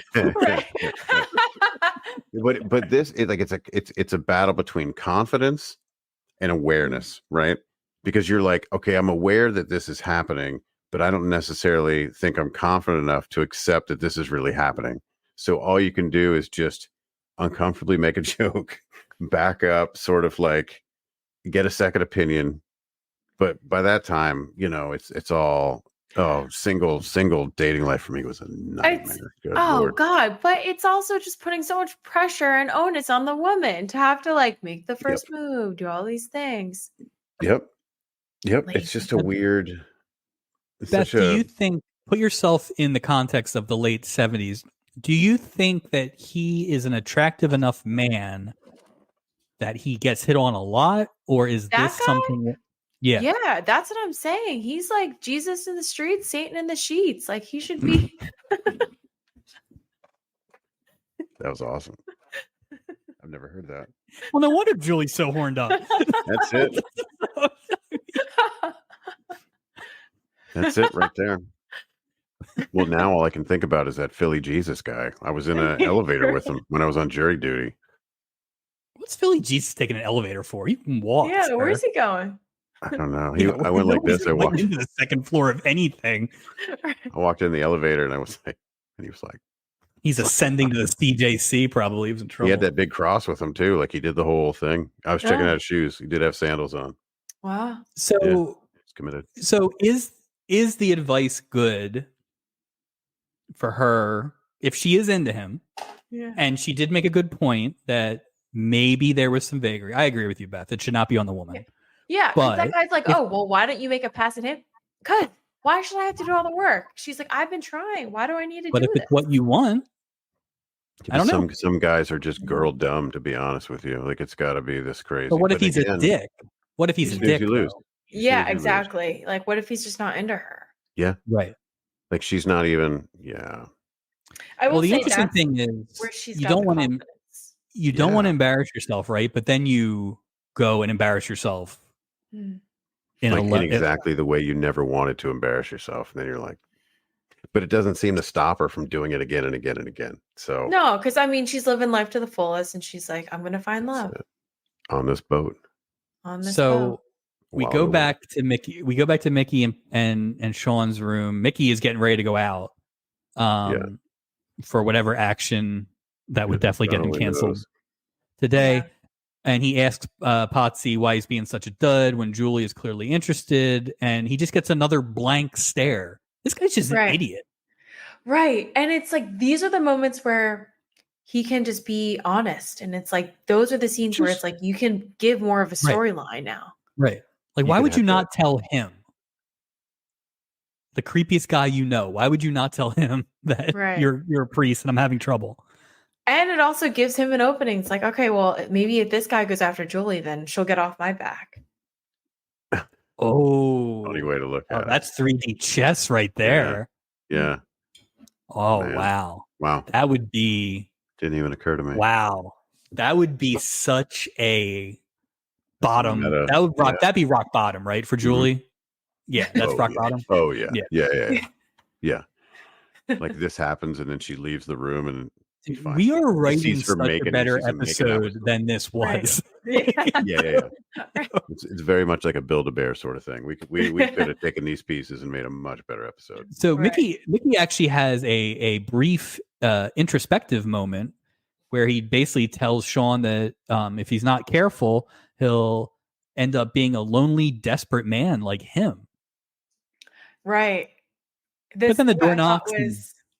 The door knocks and Julie's ready to go and he checks out. Like so. Moment gone. Right. Imagine being like the final nail in the decision to like whether or not to be a priest or not. Julie's gonna be like I am the single reason that this man, I made this man run to God, like to get away. Oh, jeez. I would never recover from that. No wonder she should still be crying to this day. That's awful. Oh man, poor Julie. We've all had bad flirting. No need to go into it. We all know we've done things that you would not want to be on the Love Boat cameras, Yeah. Sure. This is pretty bad. This is the reverse Sound of Music. Like, he stayed with God. Yeah, that's so Julie comes in and she says that she's not Bobby's little sister anymore. That made sense. Like, I actually think get that one out of the way. Like that, because to me, they should have hit that harder. Julie should have been like, is it because I'm, Bobby's little sister? I'm not, that makes sense. Right. She's like, we're both adults. Right. But then the full-grown, red-blooded American woman looking for a full-grown, red-blooded American man. This was so awful. Cringe. I don't even know how she got through saying that line. Like, how many takes do you think that took? Because I would not have. I would have been so unwell. Who wrote that? Ugh. Who? Yeah. Someone who's never. Maybe Anson Williams did. Maybe this is like a true life story. I know he directed a couple episodes of Happy Days later on.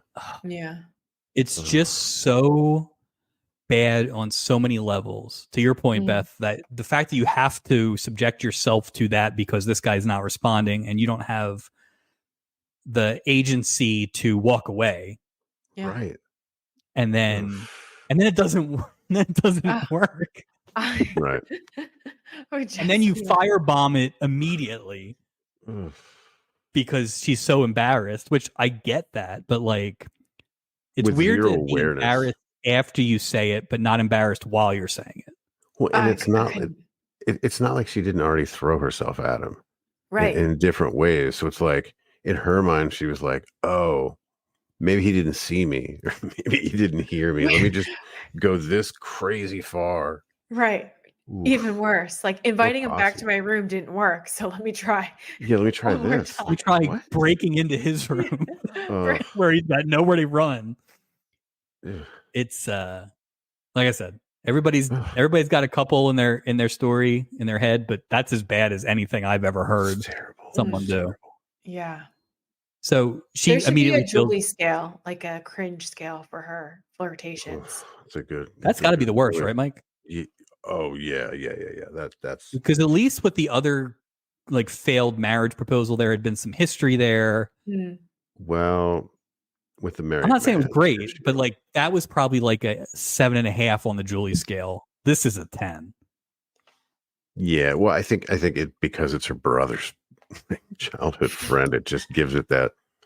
Yeah, what's that story like when you get home? Yeah, I don't know if I'm her brother. I'm like, hey, Julie, what the hell's wrong with you? What are you doing? Like, can you imagine getting a text from your friend and being like, your sister just said she's a full-grown red-blooded American woman to me. But that's why you just go to that. You go to that right away. You just throw that up immediately. Yes. He's not an idiot. He knows she's hitting on him. Right.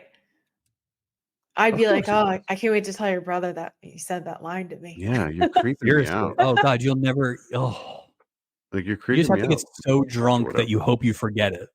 Right. That's what Julie should be doing after this. She should have a drinking problem at this point. Wow.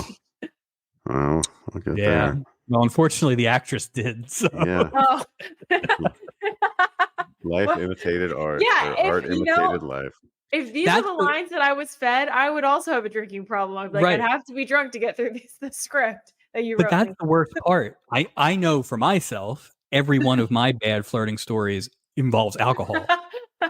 So to do this sober is 10 times worse. It's awful. You can't even pretend that you were drunk. God. Potsy tries to reassure her that it's not true, that she could vamp a guy who's been stranded on a desert island for 40 years. But he doesn't take the opportunity to say, and don't beat yourself up because I'm a priest. Right. That's all he had to say. Right. So he's letting her hang. And then the door knocks. and it's Mickey O'Day who is having a heart attack. He was gone for 40 seconds. Right. It was a quick heart attack. He comes back, his tie's all sideways. Sweating. But he asks for, as we all do, he asks for a doctor and a priest. Yeah. And when he did it, I still didn't figure it out. I didn't either. Like, I actually had to rewatch the scene again because I was confused still. I was too. I was just like, nope. What? Didn't get. Julie goes for the phone. Right. Julie goes for the phone. Makes sense. She would know where the doctor is. And Sean goes for the dresser, which is such an odd thing to do. But he starts putting on all the, I'm not Catholic, all the stuff. The decorations. Yeah, right. The accoutrement. Costume. Yeah. And then Julie still hasn't like told Doc like, hey, we got a heart attack here. She like, you're a priest. Hard cut commercial. Also, poor Mickey O'Day just dying here. Better things. There should have been like he's like finicking trying to get the paper thing in, and it's just like give him a Bible and a rosary. We like call it a day. Like an easy prop. Here's one. Easy prop. Prop his head up and get him some water while we're waiting for the doctor. Okay, the priest will wait. Like we all know why you need a priest. You could have just had the Bible. You could have just had him flip a Bible out of his bag or something. And be done with it. With the power of Christ compels you. Holy, just to really drive the point home. Right. I just cannot even imagine if I'm Mickey O'Day and I think I'm dying, right? I totally think I'm dying. And then this guy is leaving to go into the dresser. Like, what do you think he's doing, man? To make sure he gets the right garb on. I'd be like, are you kidding me? Have to. Could you get my shoes off or something? I'm dying here. Like having a heart attack. I think something tells me that our friend Mickey O'Day, this isn't the first time he's almost died. I mean, judging by his jumpsuits he brought, his demands. He's not new. He's not new to this. He knows what's up. He's like, get the priest. I'll be fine in a minute. Right, like on Law and Order, they yell, somebody call a bus because like an ambulance. But like he's like, give me a priest. Just give me a priest. It'd be great if you just not expecting to have one in the room. Right. Yeah. Give me a bartender. Give me a runaway. I would do that. I'd be like, Doc's die. Get me a scotch. Yeah. Doc does show up, and of course, what does he prescribe? Pills. Yeah. So a mild sedative. He says he'll come back to check on him a couple times. So this boat does not have an EKG, or shouldn't you have him in the medical facility? Observation, or like a first aid kit, at least for fake it, like just something. Why is he not sleeping on the medical table? Right in Doc's office. I have a bit of a medical background, and my biggest issue here is I don't know if that's what you should be giving to somebody who had a heart attack. Like, more pills. Let me give you something that's going to slow you down a little bit, right? Just in case you're stressed. Like maybe stress isn't the number one symptom you need to be treating right now. Right. Because that's his answer to everybody. Pills down here and hope that like you can make he gave the same pills to the captain in a few minutes before he sees his room. So it's like he's got one pill. He's got a big old bucket of these tranquilizers. Yeah. Like really, is that? Like, I mean, don't know if that's what I need. Here would be a bit of a storyline if Doc was actually Randy, the boyfriend of Randy. Yeah. And he disappeared too. He's the kingpin. Making sure that she's making her runs. He's hiding in plain sight. They're never in the same scene. Yeah. Oh, that's great. That'd be great. We need to rewrite this entire episode. Mickey asks Doc to go tell the redhead that he was dancing with that he'll have to sit the next one out. That felt like a very game recognizes game kind of thing. Right. Like he wasn't going to ask anybody that, but he'll ask Doc that. Like go settle my affairs. You don't want to leave that. You don't want to leave that cigarette burning over there. Might cause a fire. Yeah. Right. Same principle. Sean, in addition to being a terrible communicator, as Beth pointed out, also just heartless because his roommate nearly died and he's out on the deck with Julie. Like, doesn't give hang around. Right. just hang around for a few minutes. You're a priest. Shouldn't somebody stay and hang out with the guy who almost died, who's now loaded on tranquilizers? That's his job. It's the after part. The doctor does the first part, then the priest comes in and does the after. Nope. I have to wrap up my storyline with Julie. Yeah, it was a weird move. So now he finally explains the reverse Rumspringa. Julie feels like a fool, but he basically made it sound like he was taking the cruise to try and decide if he could be a priest or not. I guess that's a good idea, Beth. If you're saying you run into a lot of people, maybe that is a good... I think if he's really going to do the Rumspringa of like trying to figure out if he's a priest or not, a cruise might be a good place because it's usually a casino. There's drinking. There's people. There's some sins on both. Yeah, there's like it's a floating bag of sins. So I feel like this is like. I feel like he could really test himself. So is his roommate. Sure. Yeah. If I can get through all of this, then I can definitely be a priest. Well, plus it's almost protecting you from anything terrible.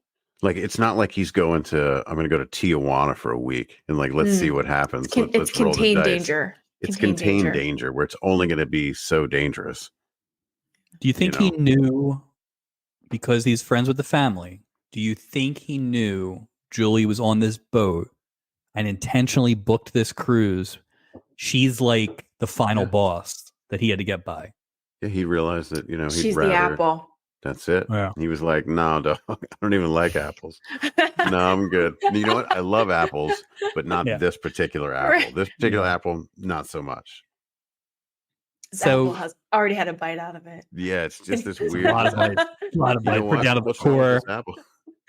This apple is just crazy. Oh, fair enough. So he kind of lets her off the hook, which is his fault. I mean, as much as we want to make fun of Julie or blame Julie and all that stuff, like he could have let her off the hook. It didn't need to get to this level. Episode.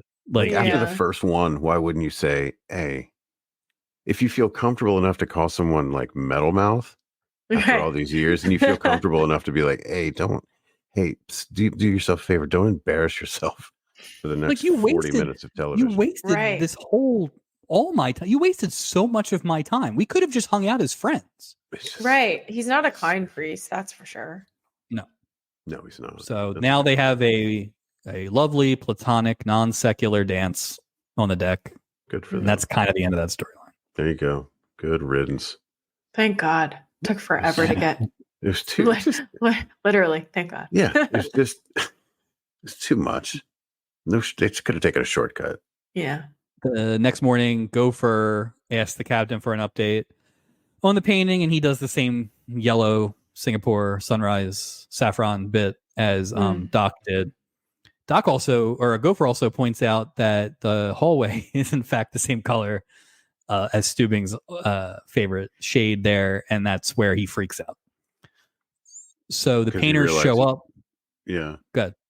Wasn't this the captain's fault? I mean, what a dummy. I'm just saying, you're surrounded by this color in the hallway. If the hallway was always that color, like what? But we don't really know if it was always that color or not. They alluded to it though a little bit. They made me feel like.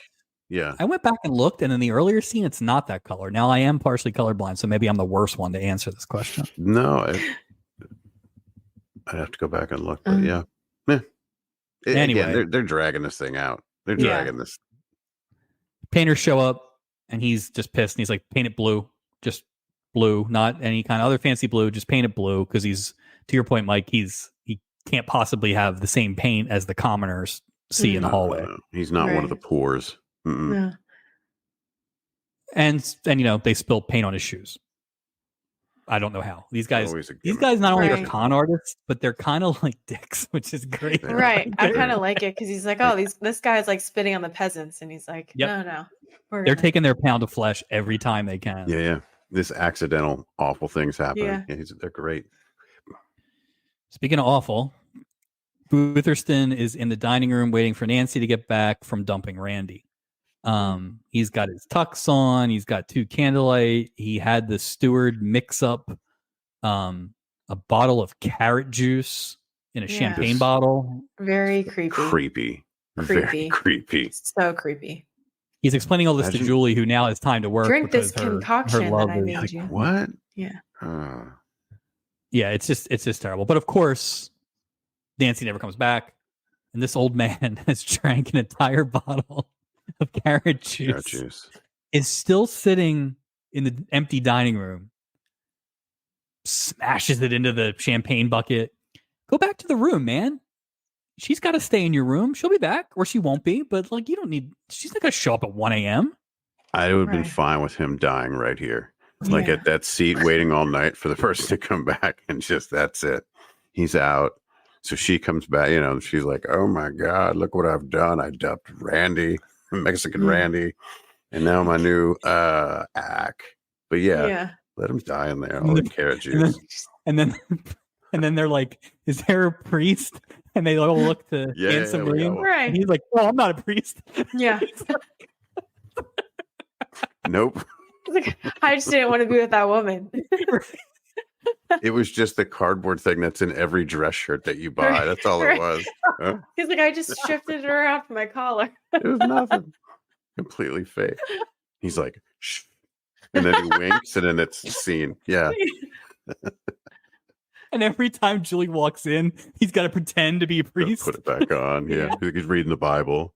Why didn't we write this? We're so much better than this. This would be a great episode. Yeah. Oh my God. All right. So the boat's leaving Puerto Vallarta in the morning, and Bootherton is sad again. And Stubing checks in on him because, again, Stubing's got nothing better to do than to inquisite about a person he met once. And Bootherton is like, you know, she's an adult. She can do what she wants. Stubing offers to have the authorities track her down. Stubing has no idea how old she is. Right. She could be 5. She could be 26. He has no idea. Like, either butt out or call the authorities. Like, anyway. But then they wait like 10 seconds. Yeah. And she shows back up, and everything's fine. She brought a burrito. She screwed it up. Randy, good guy, drove the whole night to catch up with the boat because they got into a heavy conversation. It's just a lie. So I think you're Randy besmirching uncalled for. I don't believe in Randy. I don't believe in some shady dude dating a 16-year-old girl across international lines. Yeah. The whole thing's shady as hell. That they got a deep relationship, man. You don't know. How do they talk? I want to know. How do they meet? How do they keep in contact? Well, they met at that Home on the Range concert. That long distance phone calls. So she's only seen him once. It did seem like that was it. Yeah. Just those 2 days standing in line at a concert, which seems like the best place to meet your future spouse. Yeah, I don't know if that's doesn't probably really not. Track. So we get the other weird comedy bit where Gopher throws the plant in the ocean. It's just rando. They're on the Gulf of Mexico, right? Mm-hmm. No, Pacific Ocean. Oh, okay. If you're LA to, because I was going to say salt. I don't think the Gulf is salt water, but yeah, maybe brackish at times. Anyway, it doesn't matter because I guess we're just going to see these bits now in future episodes. Yeah. I just wanted to use the word brackish today, so I can check that box. Yeah, brackish. Go ahead. We are crawling to the finish line here. Doc and Stubing go to the cabin. The whole episode just lost steam. It was just like, this didn't really need to be a 40-minute. It was like, okay. Or they needed something else. But they put so many eggs in that grandpa girl storyline. It was just like, holy all of these could have been so much faster. You really could have had a 4th storyline this week. That's what I was thinking. But it's just like, So they're just polluting the ocean. Yeah. The painters painted everything blue. Hilarious. Everything. Doc offers Stubing tranquilizers, the ones he stole off Mickey O'Day. He's speechless. He threatens to hang them by the yacht arm or yard arm. I wasn't sure which one. Familiar with that. Yeah. And then he gets blue paint all over himself. Hilarious. So Bootherton asks Gopher to set up a series of ship-to-shore calls. That's the whole scene. He comes down the elevator. Oh, yeah. Asks that. Runs back in the elevator. That's the whole scene. We're just wasting. They're just throwing crap at them. Right. Yeah. We need time. It is 10:47 on Christmas Eve. Santa is en route, and you are wasting people's time with this nonsense. No. I could have been watching Noah's Ark. Yeah, but imagine people are just like, oh, what's next? I mean, there was nothing on TV back then. So if you're watching TV, it's like you have a 1 in 3 chance that they were watching this. And ask Santa for that time back that I'm never going to get. You got to go to bed. You got to go to bed. It's like, maybe time wasn't as valuable then. Go to apparently go to church. Yeah. I'd go to the midnight mass at that point. This episode was that bad. It was bad. What would you rather do? Midnight mass or watch this episode? I bet you they're all hoping that they're going to see what's his name, the fake priest, or Santa at the midnight mass. Yeah, he's like a thief in the night. That fake priest. No way he's a Julie priest. tracks down the painters who are hiding behind the bar and tells them that they should get off the ship because Steubing's in his quarters. He'll kill them if they don't. They apologize for the mishap and manage to get midnight Mediterranean magenta on her hand. Also hilarious. And this is where they unveiled their con artists. Yeah. Fantastic unveiling. Which was great. So I just never thought of them being con artists. artists. Neither did I. I loved it. Didn't see it coming at all. It was great. So does it make it a good right? Yeah. Does it make it a good episode if you have 2 gotchas that 3 intelligent people did not get all these years later? I didn't think they would do the double, to be honest. I thought when the priest thing, I'm like, okay, the painters is the painters. Right. I thought it was clever. It didn't see it coming. I like that. There are bones here for a really good episode. Mm-hmm. It didn't land. No. This is like if ChatGPT wrote an episode for the Love Boat. It's like yes, it is. There's some good nuggets, and then we just ruined it in the middle. Yeah, it's just weird. They do kind of repeat the same scene over and over again, like some of those things do. Yeah, exactly. Like I said earlier, would totally watch a weekly show with the 2 painters or con artists where they just con people every week. Would be fantastic. I'm with you on that. The cruise is ending, thank God. And Nancy is sad. She accuses Bootherton of stalling. But then all of a sudden, her social worker shows up. And it turns out that's who Bootherton has been calling this whole time. This woman looks like what I think the 70s looked like. Yeah. Big glasses, that hair that isn't moving. Like she probably has like a long cigarette. Right. Virginia Slim. Right. 120. She has a Quaalude in her back pocket. She's just, she's doing her thing, man. She's not chasing some man around. I'll tell you that. No. She doesn't do chasing. That's not her. You know what she's doing? She's going to give Mickey O'Day another heart attack after they're done here. Turns out that Booth Thurston is trying to arrange to be her foster parent, and the social worker at least acknowledges the fact they have to do some sort of background check on a 75-year-old widower who lives 3,000 miles away in a river house. Yeah, super easy, convenient. Maybe the long game, the whole episode is just she's going to end up being like the sole benefactor of this crazy. His fortune, the Bootherton fortune. Right. Yeah, you never know. So what happens there, right? Like, I don't know how quick you can turn around a foster parent situation, but let's say it's 6 months. She's going to be 18 in a while. She's living now. She grew up in Los Angeles. Now she's going to McKeesport to live with this old man who she's known for like 4 days. She's telling Randy, hold on a few more years and they're gonna I tell you one thing, it's a hell of a lot longer drive to Acapulco from McKeesport. There's no direct flights there. She's writing a lot of checks. Yeah. It doesn't make any sense. Like you can't possibly. I would recommend no to this foster parent change. I mean, that's how you get taken. Yeah.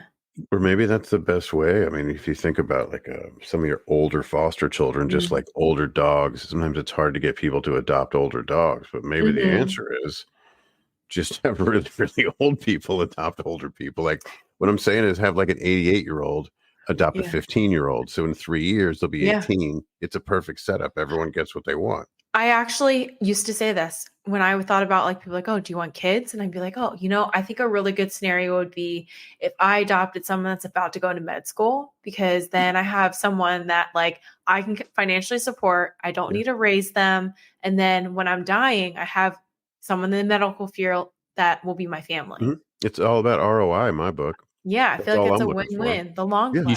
You should also adopt a priest though. That way you'd be covered both ways. Right. A doctor and a priest. Doctor and a priest. Yeah. So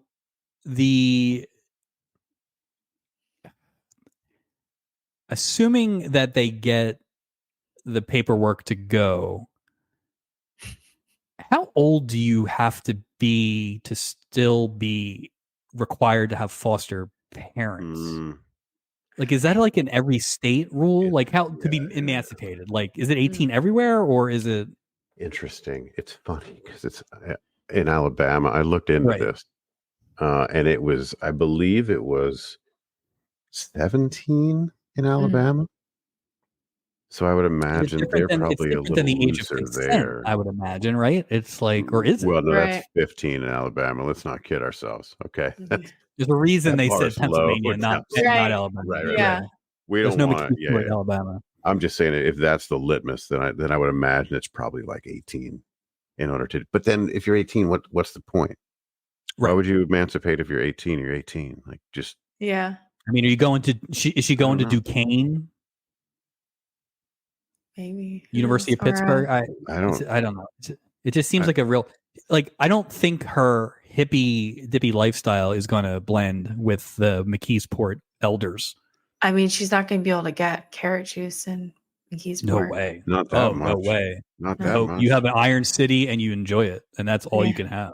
And I can't imagine something with coleslaw on it. Yeah. And that's it for that. And we only have one more scene in the epilogue. Julie and Sean are saying their goodbyes. Potsy says he hopes to marry Julie one of these days, but not that way. Twist the knife. No, not God. Me. That is, that was the worst. That was just like. I'd love to walk now. Now he knows metaphorically, like, you're a dick, dude. You're just being such a jerk. He's an asshole. They totally. Julie, the only way you can have self-worth is if you find a man, but not me. Right. Yeah. They should have cut to like a post scene of like him on the phone with her brother and be like, "Oh yeah, your sister was really coming on too strong. So I had to tell her I was a priest." What else was I supposed to do? That's the only thing I can think of. Mickey shows up, says his farewells, and thanks the father, and he does it weirdly. He's like, "Thanks, Father, for everything." And what did he really do? Maybe it's all those tranquilizers. He just he had a whole different experience when they left him by himself on tranquilizers in his room after recovering from a heart attack. I'd be like, "Thanks, Father, for nothing." Yeah, right. Thanks. He didn't do shit. He did nothing for me, sir. Thanks, Father, for dicking around when I was having that heart attack. Appreciate it. To get out of Julie. Right.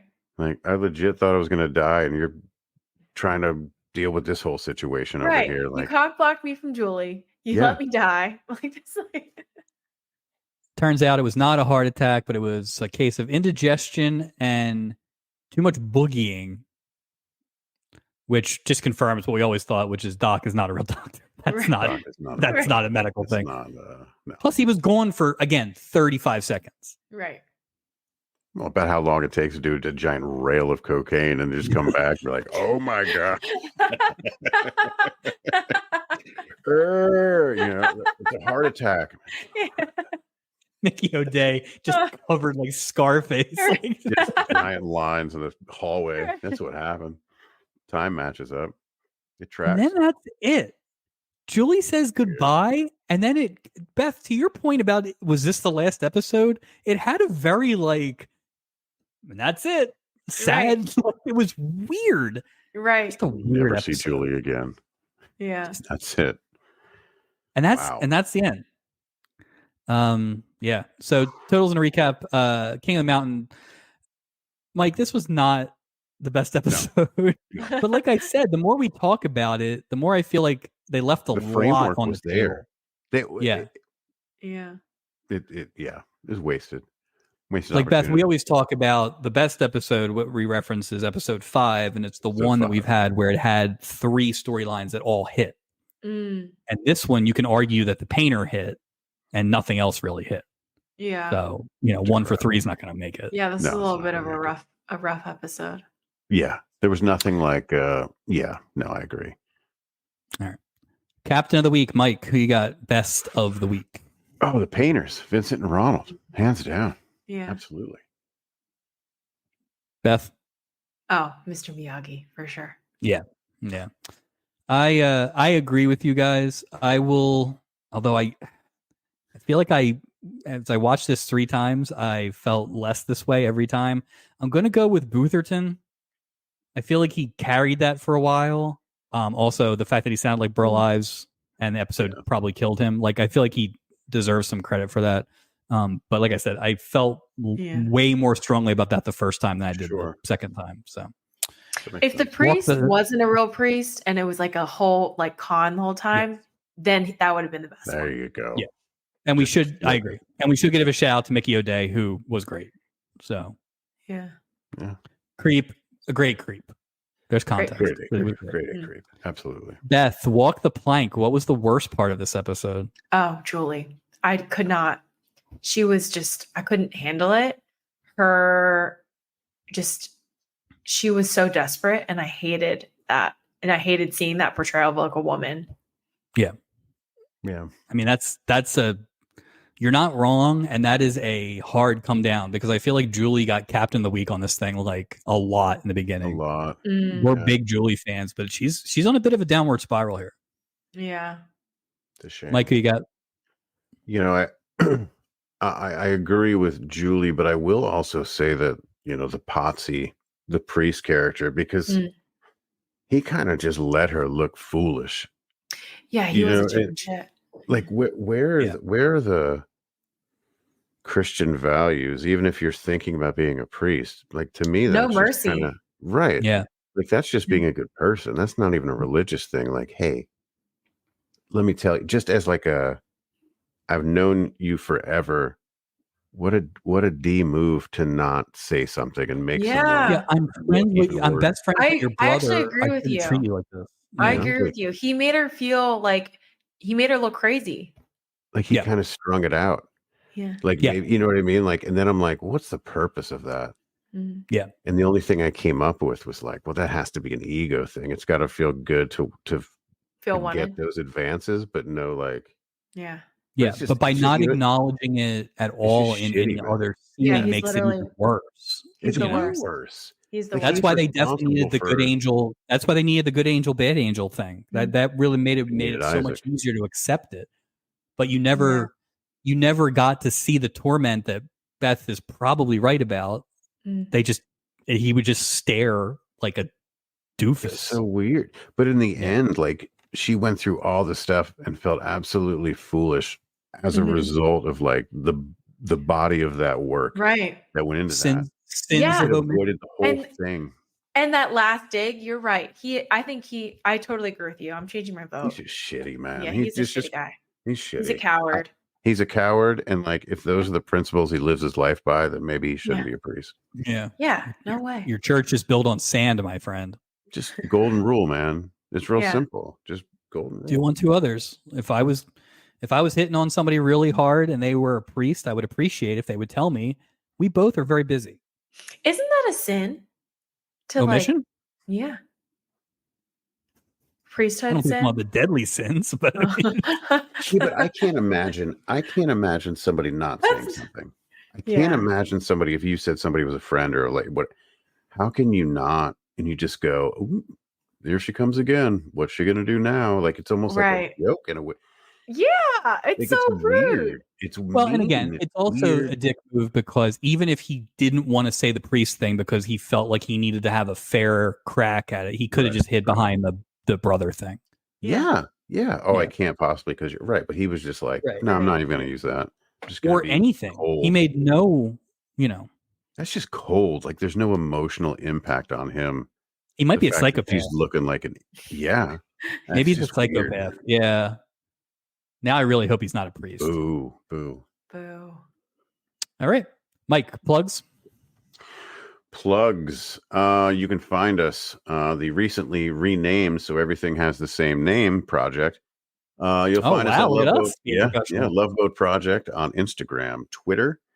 We have a Facebook group, Love Boat Project, and you can email us at theloveboatproject@gmail.com. Beth, anything you would like to plug? Oh, I'll give a little plug to my podcast, Feature Not a Bug. It's about career pivots and life choices. Are they features? Are they bugs? You can find me on Instagram at Feature Not a Bug Podcast. Excellent. It's a great podcast. Everybody should listen to it. Yeah, I'm gonna check it out. Thank you, Beth. I appreciate that. Thanks for having me on. This was awesome. Thanks for coming on. That's it for episode 12. Next week, I'll give you a little taste. We have newlyweds that include a young Kathy Bates. Really? Oh, wow. Yep. So stay tuned for that. Otherwise, thanks everybody for joining. We're halfway done season 1.